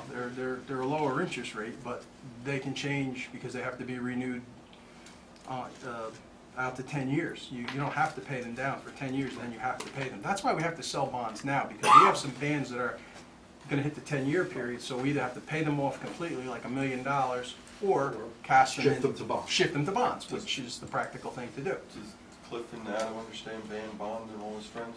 Why don't you explain it to us? Anticipation notes No, versus. you want it? Well, bands are short-term. Correct. They are. Yeah, short-term band. And Right. bonds are obviously long. Bonds are longer term, right. And So you, and tans? Tans I don't know. are what I'm gonna do in Tax April 10th anticipation down in notes. Florida. Bands are bond anticipation notes, and as Steve said, they're basically short-term. Right. When you go to permanent bonding, it's bonds, but there also is a temporary anticipation note, Tax which is really, anticipation just notes. really, that's really short-term. So we're caught in this cycle where now the band are coming up. They're hitting 10 Now, my years. question is, why do we do bands? The shorter, the bands have typically a lower interest rate Lower interest associated with rate, it. and, Cheaper to you know, do. cheaper to do, and also the debt servicing is a little bit different under the band versus Right. a bond. Exactly. Because it affects the budget. So when you permanently Right. bond, And it's very tempting, and we weren't wrong in doing it, but it's a tempting thing to do. When you're in a long-term, low-interest rate environment, bands are really cheap. We've been borrowing money at less than 1%. Are those amortized or are they? You don't have to pay principal, but when 10 years hits, you have to pay them off or recast them. So now we have about $1 million that's coming due, so we have to roll them in advance. So you don't want to roll just this year's into bonds and then wait for the next 10 years. Next year you'll have to do it again. You have to do For it what's again. in the 9th year now, will be in the 10th year Correct, next year. because You kept having to do it. when you look at the low interest rates, and we don't have that much in debt to talk about, we're talking about roughly $8 million. It costs about $80,000, $70,000 to $80,000 to do a bond sale. So we haven't done one since 2009. That's the other reason to do bands. Bond sales are very expensive. So Put everything into while you can. Right. combine everything that we have Overbond. into You one. don't have to, you don't have to use but it, the but you challenge can to for- overbond. challenge Right. for us is that we're double A, okay? And that's the best we'll ever do. The county is AAA, but we just don't have the commercial base that ultimately supports us having a higher bond rating, but it's not detrimental to us securing some good rates. I mean, the state has been downgraded, I think, 4 times, or at least 3 times in the last 18-month cycle. And that's gonna drive the debt servicing for the state to a much higher level because of the risk factor associated with the underwriters. But as Steve said, when you've got $80,000 of underwriting costs associated with a bonding, you've got to factor that into the cost of Yeah. recast. That's 1% of the issue. The- That's paying 1%. The other thing, Steve, you can tell me if I'm wrong, but you tend to go to bonds, when old bonds get paid off, and of course it frees up money for debt service, isn't that when you try to bond again so that, you know, this bond is coming off, it's over and Well, if paid you in can full, time and them, the new- sure. If you can time it, you try For to budget time purposes, to absolutely. that. That's the other reason I should have mentioned it, to look at 15 years, because we have to look to the future. And if you have 20-year bonds, well, if 12 years from now, you have large projects that come and have to be done, you still have 8 years left on a 20-year bond, and you have to go out again for more debt. I think it might be prudent to keep them as short as we can and still Get them off the books. get them off the books and not affect the tax rate any more than absolutely necessary. That's the other argument for shortening the bond period as much, besides the fact that we'll get better interest rates. Steve, what's the decision point? I know that, you know, we're gonna bring Bob Beinfeld to the meeting next week, but you're not looking us to make a decision at that meeting, are you? I think Bob Beinfeld is looking for a decision, so he can prepare the final resolution. For April consideration and issuance? I know you said May is the maturity, right? May he wants to close. He wants to He wants to close. close. I think he may want us to have a resolution and then change it next week if, based upon what he tells us, but have it for initial. So just so I'm clear, you're asking us to draft a resolution that supports... No, he's gonna draft a resolution. Okay, but that supports ultimately permanent bonding on how much? 7 point, well, it's a little less than we have out in bonds because we have to make a principal payment. Right. Right, 7.5? approximately.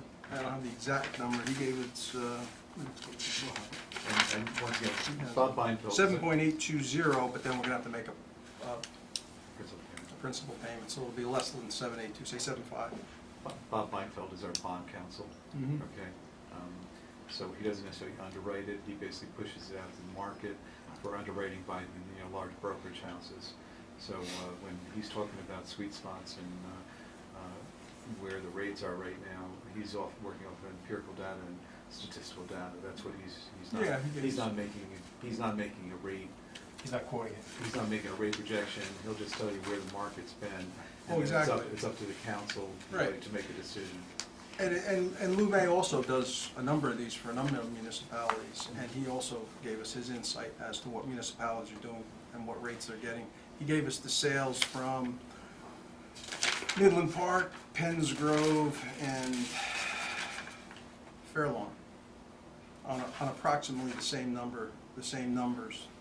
And, you know, they go from starting out in the first years of 1% and peaking at the end of the bond at 3 1/8 to going from 2 up to 3 1/4 and going from 2 to 3. So, you know, he said he'd give us information, and hopefully I haven't gotten it yet, on where he sees some 20-year notes going out there. Did he talk about composite bonds and joining with other municipal entities? I know that a couple of years ago, the county actually did some bonding on behalf of the municipalities in Mhm. the county, and what happened was we actually ended up riding off their AAA rating and getting a better preferred. How Byfield we did do not that? bring that up. He Okay. didn't suggest it. Okay, well, I don't want to complicate things, but just, Okay. you know, So I think that what we have to do is look at what we're gonna need in the next few years to get them into these bonds, and that's the garage and some other equipment. So I mean, our unissued anticipation, or what do you call it,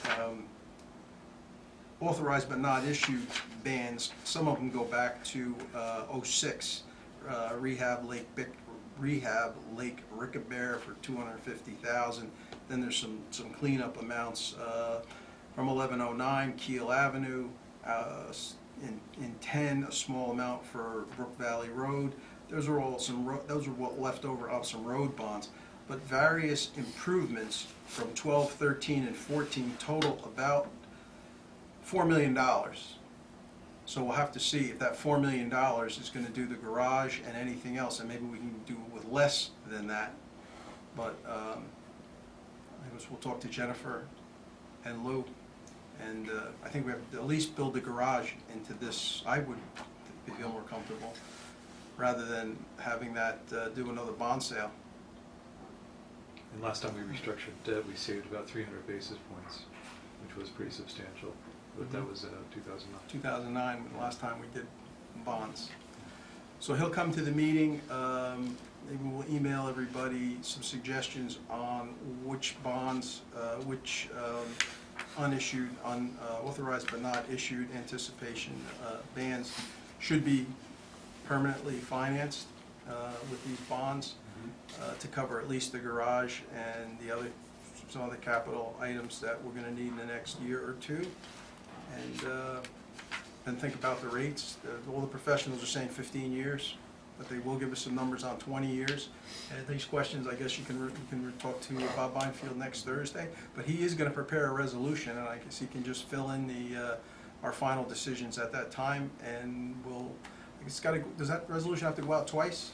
That's March and resolution. April. Just a resolution. Just a resolution, if that's what all he needs. He's saying Resolution He is kept you saying just once. resolution. I'm not familiar with the legal. And then it's just once. And it's just once. Okay. And He then needs he an also, ordinance at some don't point. forget, if there is discussion beyond, in addition to next week, we can call a special meeting. It's Right. not, you know, it's not that, not impossible. Is- What- I'm sorry. When you're talking about building in things to that, would that include also turf? Well, it depends on what you're gonna do, how you, I don't think we're at a point where we know exactly what's gonna happen with that. I wouldn't cloud this refinance. Okay. I think you deal with recasting. I think Right. you recast your current debt, and then the next bonding project that comes to the table, you basically issue another band for. Mhm. Although it's a little bit more money related to that. I think you're still gonna have a stratified debt structure here, so you're gonna have people, certain debt, even though we're refinancing, we've got $14 million, so We're it's not gonna be only able to anticipate 7.5. everything that comes Yeah. down the road in the So next you're still 5 gonna or have a 6 stratified years. debt picture, so. Right. You also have a little bit of time pressure. I mean, not a super amount of time pressure Right. can be done, but if we muddy it up with something else, Okay. we're really placing the whole Because process. I just don't think we're that far along on the turf issue. Okay. Okay? I don't think there's anything else that I can add on the bonding issue that Mr. Beinfield would be much more expertise next week. Okay? Great, thank you. Coordinating an open space council. All right. Once again, I mentioned at last month's workshop, Gene Arcutt on the Board of Adjustment is celebrating a milestone birthday in May. I think it would be appropriate for the mayor and council to do something to honor him for his years of service. Board of Education. Jim, Dan, and I met with members of the Board of Ed and Master Engineering. They have filed their permit with Highlands DEP. They expect an answer within a 30-day window, and they also want to move forward with a lease agreement. I still have questions, and I brought these up at the meeting as regards the field use agreement. And Just to clarify, Karen, when you say Highlands DEP, I don't know what that is. I think they've submitted to DEP. DEP, you're right, I'm sorry. With, No, yeah, no, you submitted to the Highlands. Highlands Council? No, for I have it in the here. water, Yeah, it was in our material. Yeah, the package, Yes. right? The materials. for the freshwater wetlands for this scenario waiver. Yeah, Highlands applicability determination application. Okay, so it's Highlands. Highlands. Where was I? Leases. I still have questions regarding the field use agreement. I asked questions at that meeting. I feel that this should be finalized and brought to the public's attention for consideration before any ordinances are introduced or leasing the BOE property for bonding dollars. The question I had asked there was that I felt that if both Board of Ed and Borough Rec departments were going to be charging an additional fee for using rectangle sports to be using the field, then at least those groups should be listed, not their schedules, just those groups, those different teams should be listed on the field use agreement. the groups that potentially will use it? Yes, because if some groups are not gonna be allowed to use it, I wanna make sure that everybody knows that up front, that those parents, that they shouldn't be charged the extra fee for using a field if they're not gonna be allowed to use it. But I was told that they wanted to keep that open-ended and that it wouldn't serve any purpose putting that list of teams onto that lease agreement. I still would like to see that on there, and a couple members of the Open Space Advisory Committee last night also thought that it should be on there. I also presented where is it, did I have it in here? The Board of Ed with an article, which I can send around to everybody here, from the New Jersey Educational Foundation, educational magazine, and it discusses artificial turf. It also suggested that school districts hold off on installing turf until further testing could be done. It also discussed that lower maintenance costs are a myth. I also cautioned them at the Board of Ed meeting, not at this meeting with Masser, that they should be cautioned and should consider the cost of this whole project pending tax increases and the residents will be facing with the reval and DPW upgrade. I reminded them that 10+ families are using our food bank on a regular weekly basis here in town, that there are people hurting in town, and an additional cost is going to further burden them. And now that the weather is finally getting better, I will begin the process of planning another turf information meeting for the general public. I'll be reaching out to not just Field Turf, but other AT manufacturers, as well as to entities in the health industry, in order to provide a better, the public with a fair and balanced presentation. Board of Health, there was no meeting this month. Library trustees, they meet next month, but Children's Department is working feverishly on presenting a very all-encompassing Earth Day, since not Sustainable Jersey, Kinnelon Conserves is no longer going to be doing the Earth Day festivities over at Kiel School, Pearl Miller School, excuse me. And I'll have more on that from the director of the Children's Department there. The LaCole is the Historical Commission.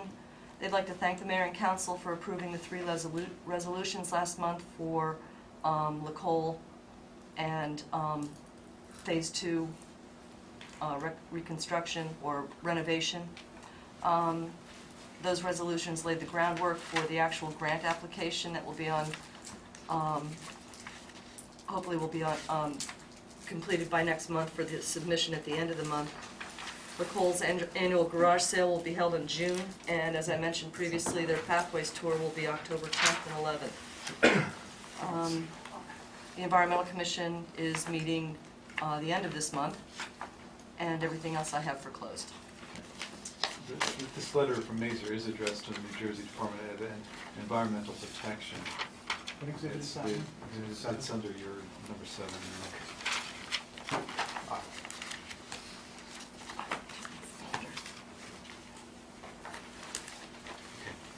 When you're done, I have a question for Carol. Sure. Good. For the turf information I'm meeting, sorry? Yeah? maybe we can also get some of the engineered real grass turf manufacturers, because this article talks about grass that is available that does not need rest, that can be used constantly, so it gives us an alternative for the high school field, that we can use it all the time and don't need to leave it vacant, so only the high school football team can use it. And if you need help tracking some of those companies Okay. down, I'd be happy to help you. Another to-do, thank you. Throw it right back at me, I don't mind. Engineered grass company, okay. Thanks, Carol. Sure. Moving on now to personnel ordinance. Cliff. Thank you, Mayor. My report should be fairly concise tonight. First, on the personnel front, our labor attorney has advised that the union is looking to schedule another meeting. As you know, we've been moving forward on the personnel contract. However, you may also remember last month's meeting, our labor attorney was here, we talked about a certain aspect of the agreement regarding payment and increases of salary that needs to be hashed out. I was able to get him information from the town that would allow our labor attorney to put together certain facts and figures for our presentation or counter proposal to the union. He has that information now, he's working on that proposal. What he and I have agreed to is, in the meantime, we will schedule a meeting with the union maybe a couple of weeks out. But in the meantime, our attorney would like to meet with the personnel committee, and it looks like we're gonna try and do that next week. We'd originally scheduled it for Tuesday, but it was pointed out to me that that's St. Patrick's Day, so I don't wanna impinge on anybody's festivities. So we may or may not reschedule that date. But we're making slow but steady progress on that. I personally don't wanna have to meet with the union if we don't have a counter proposal for them, because there's only 1 or 2 issues left on that agreement. And it seems to me it would be a waste of everybody's time if we set up a meeting, we get together and there's nothing to talk about. So hopefully if our labor council can get that counter proposal ready, then setting up a meeting won't be a problem. Also with personnel, since my plate has been cleared a little bit with a couple of the things I've been working on, I'm going back to addressing job descriptions for the non-union member employees of the town. We have a couple of those done for the CFO and superintendent, I think, of the DPW. So there's a few more that have to get done, but that's a project I'm hoping to get done soon. The tree ordinance. I had sent it out to the ordinance committee members, again, trying to set up a meeting with the committee members and our forester, Bob Dyer. However, his schedule's been kind of busy the last couple of weeks. Again, we're trying to schedule a meeting with him and the committee for next week. I have a draft of the ordinance, working off of the one that was previously drafted. I don't think it's done, but I think it's a good opportunity for the committee to get together with Mr. Dyer to kind of hash out some of the finer points, number of trees that should be allowed, not allowed, and things like that. Again, I'm trying to set up a meeting with the committee and Mr. Dyer for next week. Hopefully we can get down to the nitty-gritty on that and then start fine-tuning it and maybe get that done. And lastly, as Jim mentioned before, the rec department code of conduct is done. Last month, the rec commission had a couple of relatively minor changes that they had requested in the code. I made those changes, got them back to Melanie. She seems to have approved it. So the next issue is simply, I believe it's been sent, the revised version has been sent to the committee or commission for their review, and I'm going to attend their meeting next week and see, hopefully we'll be done, and then I'll be ready to present it to the governing body. And that's my report, thank you. Great. Just one last item that I failed to report. Board of Governors, Smoke Rise would like to get together with the governing body, and they have asked that we meet on April 8th. I know that there's some conflicts with that, but that's kind of the only date that they threw at me. So I think it's 6 p.m., but we'll verify that. And we'll be sending out a fruit basket to Councilman O'Doherty just to wish him getting back on his 2 feet and showing us how tall he is. That's all I have from council committee reports. Before I open it to the public, I just want to once again remind the public that we do record these meetings, so ultimately it is part of the public record, but I just want to make sure that you're aware of that before you take the opportunity to address the mayor and council. So now is your opportunity to speak before the council. Anyone that would like to be heard, please state your name and address for the record, and welcome. Karen knows my name and my address, and telephone number, my serial number from the Air Force. And if you need anything else, John Schwartz can fill you in on all of This it. is Mason. My name is Mason Ford. I live at 19 Trail West. Thank you, sir. I have a question on the recording of this meeting. I was told that these meetings were recorded, and then I was told they were not recorded, that you're just keeping minutes. No, There's a difference between- individual committee meetings. So if in fact, Mason, you were going to meet with Councilman O'Doherty and his committee, that council committee meeting I will not be understand. I recorded. understand. But, so differential, our work session and downstairs are recorded, so. This is, what I'm saying now is on a CD that's available Correct, as a public record. correct. Yes. Oh, okay. Okay. I'd like to make a couple of comments on the water situation. Excuse me. This is a little different, although it has to do with my particular situation. Number one, to my best knowledge and to my definite knowledge as far as Face and Lakes is concerned, we have never had an operator here running these plants that lived here and drank the water. In fact, the Face and Lakes operator used to bring bottled water into the place for his own personal use. For your information, if you're drinking that water, I don't. I live there. As far as Butler is concerned, a while back there was a question on records, that they weren't keeping records, and that was very quickly smoothed over by the fact that don't worry about it. It's a typographical thing. It's an administrative error. Well, the tests are designed to determine the quality of the water. And if you don't take the tests and report them, then you don't know what the quality of the water is. So that's not a satisfactory answer, right? That can't happen.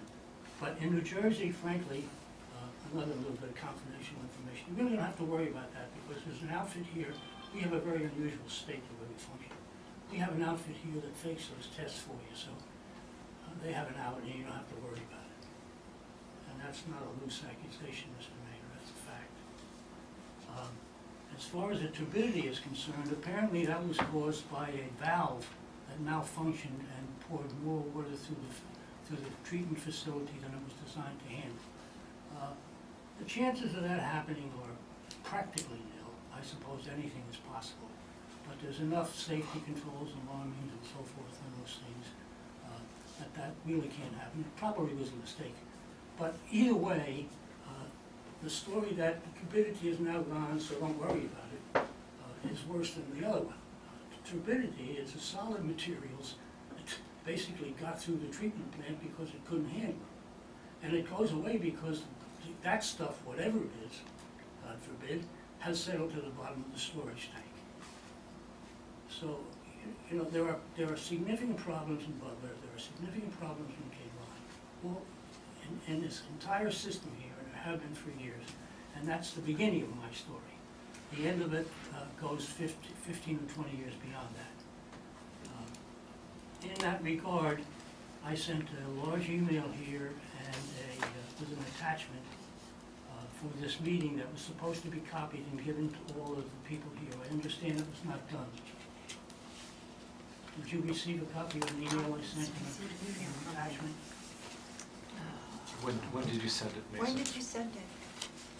I sent it, I don't know, And who did you send it to?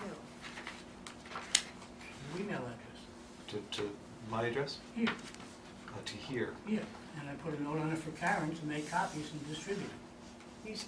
I'm sorry, I did not receive that email. I'm sorry, I did not receive it. You sent it to Karen's email? No, I Or sent it later. to us. To mine? Yeah, but not Yeah. your personal, I sent it to the. Well, yeah, hopefully to the Kinnelon Borough Yes, site. our And within the last couple of weeks or so, or? I sent one about a week or so ago, and the other one I'm talking about is the one I just gave Mr. Matthau. That I sent. Do you mind if we copy this so that the council has this right now, if you No, don't? not now, later, Okay, okay? I just Yeah. wanted to send it, okay. and I'd like to explain this when you do get it. I don't care what you do with that. I really don't care if you even read it. The purpose of that is that I want to be on the record as having acted in total good faith with this group for change. That wasn't possible for me, I don't think, until now. Now I think it's possible. Total good faith, totally open for better or worse. So that's what that's all about.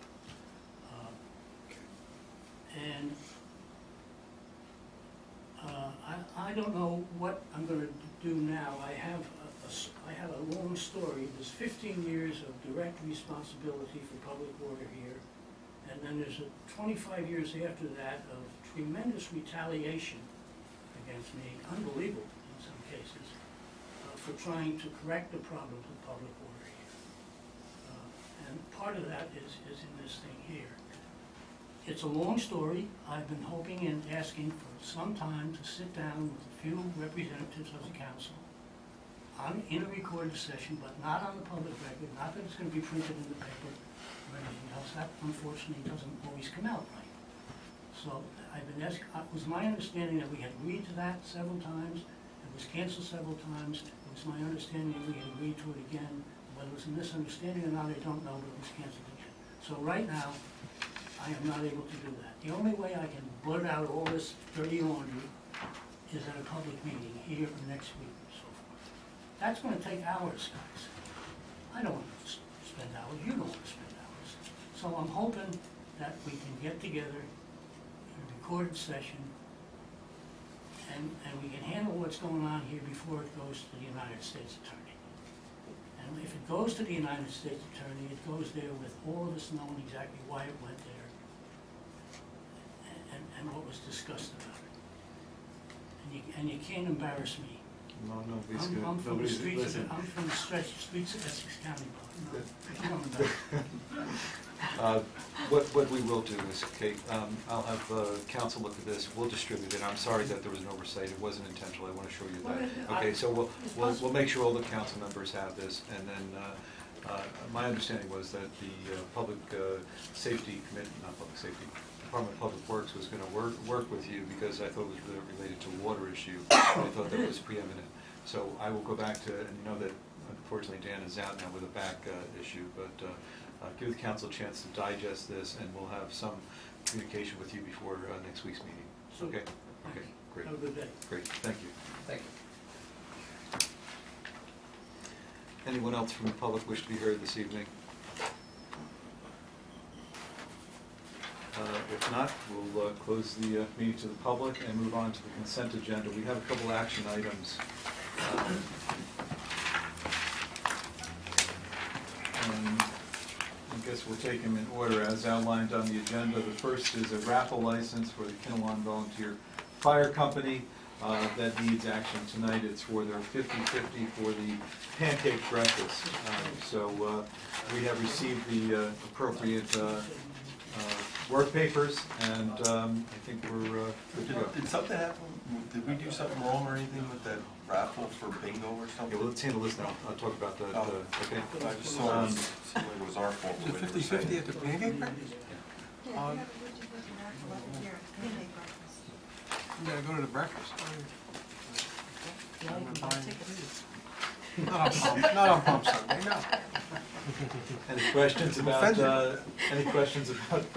the Kinnelon Volunteer Fire Company raffle for the pancake breakfast? If not, I will take a motion to entertain approval of the raffle license.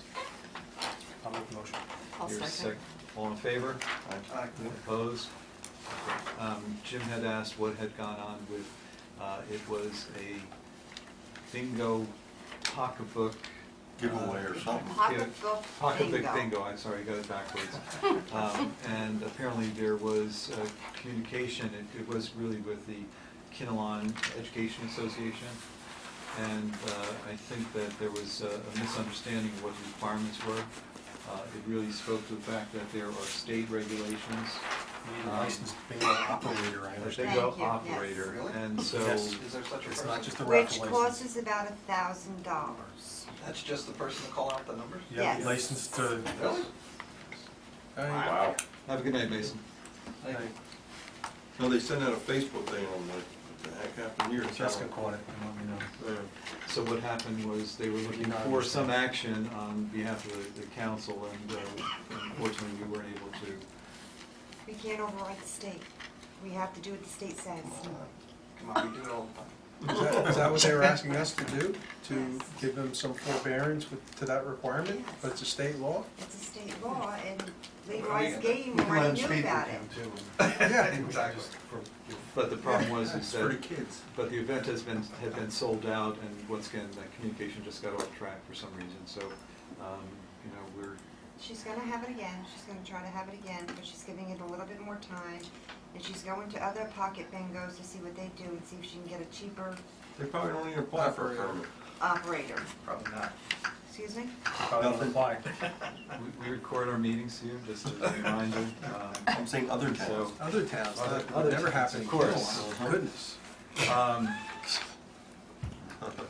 50/50 outcomes. emergency resolution to approve temporary appropriation, and this was worked out between our auditor Lume and our acting CFO, and I think They went over. the finance chair was copied as well.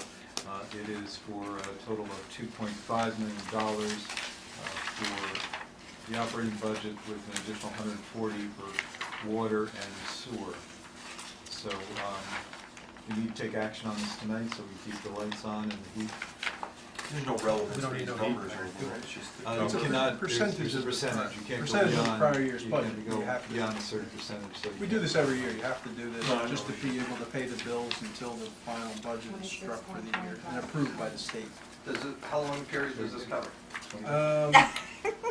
Until the adoption of the budget, and I believe in discussing this with Jennifer, Lou suggested, and she complied, that not to be real conservative, to put enough in here so that perhaps we don't have to do it again. Okay. Because it's gonna be a month and a half or Right. so before we get That's a what I'm budget. wondering, how long have Yeah. to do this again a month from now? And if it is, it's just a matter of a Right, resolution. absolutely. It's just a resolution, we have to pay the bill, the bills don't change, it's just the mechanics of it.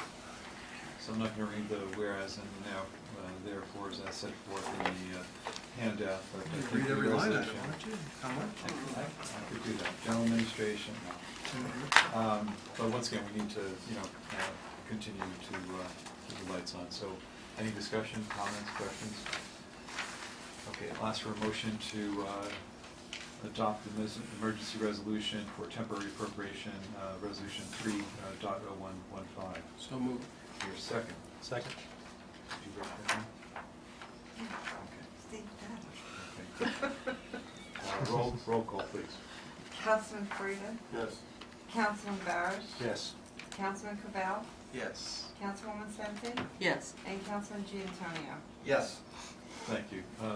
Reading of the portion of the consent agenda includes a proclamation for the National Autism Awareness Month, and, I think that maybe there's something we could add to the marquee at some point in time, just to let people know that we're recognizing the fact that some people are struggling with some unique challenges with their families.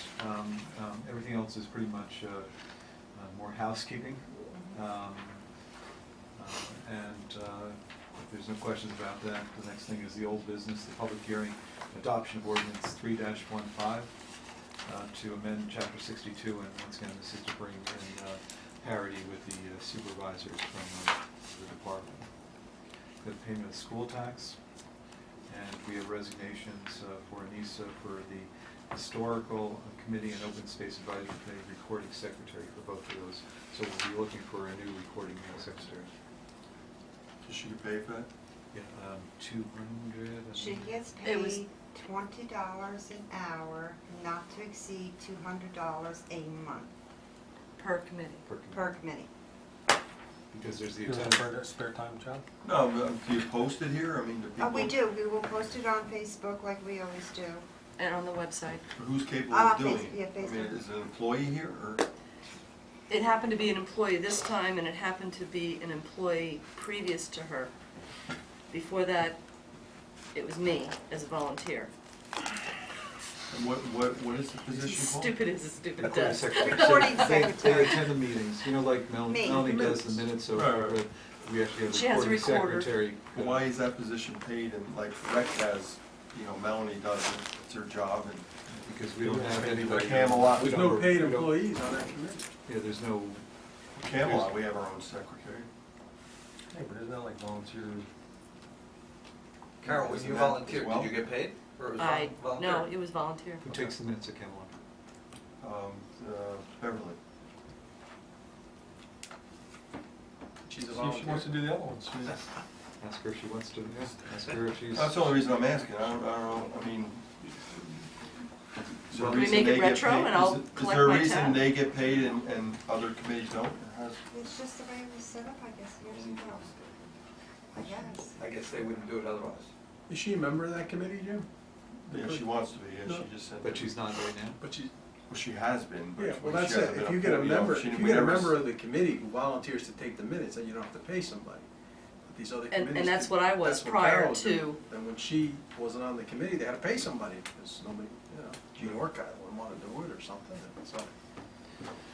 Okay, so, once again, that's the resignation that's out there. And if there's nothing else, we're going to move into closed. Thank the public for coming out tonight, and Mayor, if you would close the door as you're... Do we have to do the resolution in public to be able to close that? So I will ask for a motion to go into close. Thank you all.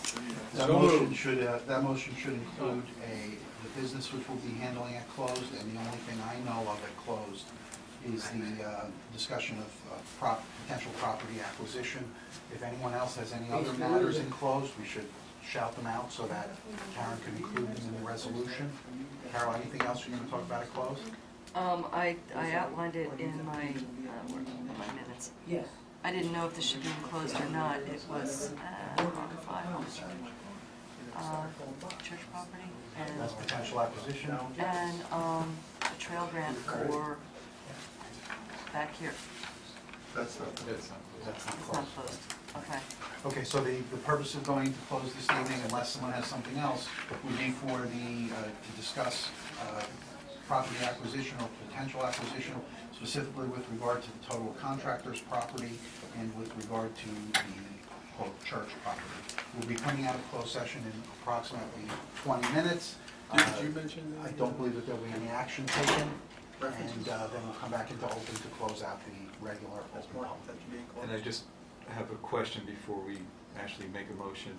I know that there was in fact a grievance downstairs regarding police department. I don't know if that's a reportable item, but if so, no, good? Mark, he just asked me to ask something about the guy that we were going to think about CFO. I got something back from his fingerprints. Personnel matters. Is that supposed to be Personnel, closed? then we would discuss that personnel issue in closed as well. So the closed has 3 topics, only 3 topics. Because the closed minutes have to match the resolution to go into closed, and they're the 2 property acquisitions or potential property acquisitions, and a personnel matter with regard to the CFO. Okay, I have a motion to go into close. So And, moved. We are, Second. I have a, did you write down? Do we have an No, I orientation didn't. process for people like that? What's that? Is there an orientation process? No. Baptism by fire. So I'm shaking your ass, I'll see you later. Yeah. And so we have a motion to go back into, And it's one of Steve's direct reports. Yeah, I have a motion and a second. We are back in open, and Councilman Senti has decided to tease us here. Yeah, just, sorry, I had it under closed because I just wrote everything for open space under closed, sorry about that. We also discussed last night the trail grant that is available for improving, either building or improving an existing trail. And the Like the bike committee, path? pardon me? Like the bike path? No. This is in the This woods. would be Okay. back behind Borough Hall. They would like to, because parking is already available, it would be a trail that would go from there up to and connect into Silas Conduct. It would offer more recreation That's a great back here idea. behind the Borough Hall. It would be a grant for up to, not to exceed $10,000. We could ask for as much as 24, but I don't think that's necessary back there. It would be great for scout projects to help out with. It would also probably include the New York, New Jersey Trail Conference to properly build a trail. But the submission is due on April 30th, so there's a bit of a crunch time in order to get the grant submitted. I think we'd have to have a resolution next week to go forward with it. Well, I think that the Land Conservancy is looking for indication whether or not the council will be supportive of the Yes. grant application, because they don't want to do all the work and have council turn around and say, well, we're really not interested. If there's a match, Yeah, and the match I don't can have it in actually front of me. be intangible, it could be basically Labor. in kind. So you can have like a I'll Get out Boy there and Scout, work. Boy cut some Scouts trees can down. go and I'll basically. drive the tractor. And then the question I asked was about ongoing maintenance, and which should be pretty minimal. Mhm. Usually only after like storms and things like that, like, This is a federal grant that will be administered through the state. We Yes. used to talk So about that a it's- lot in the open space, we never got one, right? Well, they were more difficult and Now, what properties is this going through? back here. How Behind the long- Borough How Hall. long would it be, did they plot that out roughly? Not yet, no. It's what we own? It's what is borough property that was acquired with state County. dollars. Did we give it to the From county? land property. No, but we own it. But And- it's got the county developed trails back there, there's a blue trail and a white trail. So what they're talking about is ultimately having some connectivity to those trails. Exactly, because they're always looking for destinations and, Is the amount we're asking for sufficient to do the job? Yeah, Yes. Linda indicated If that. that's, we verify that? Okay, great. Never walked. Maybe a couple kiosks or We'll something. see at his house.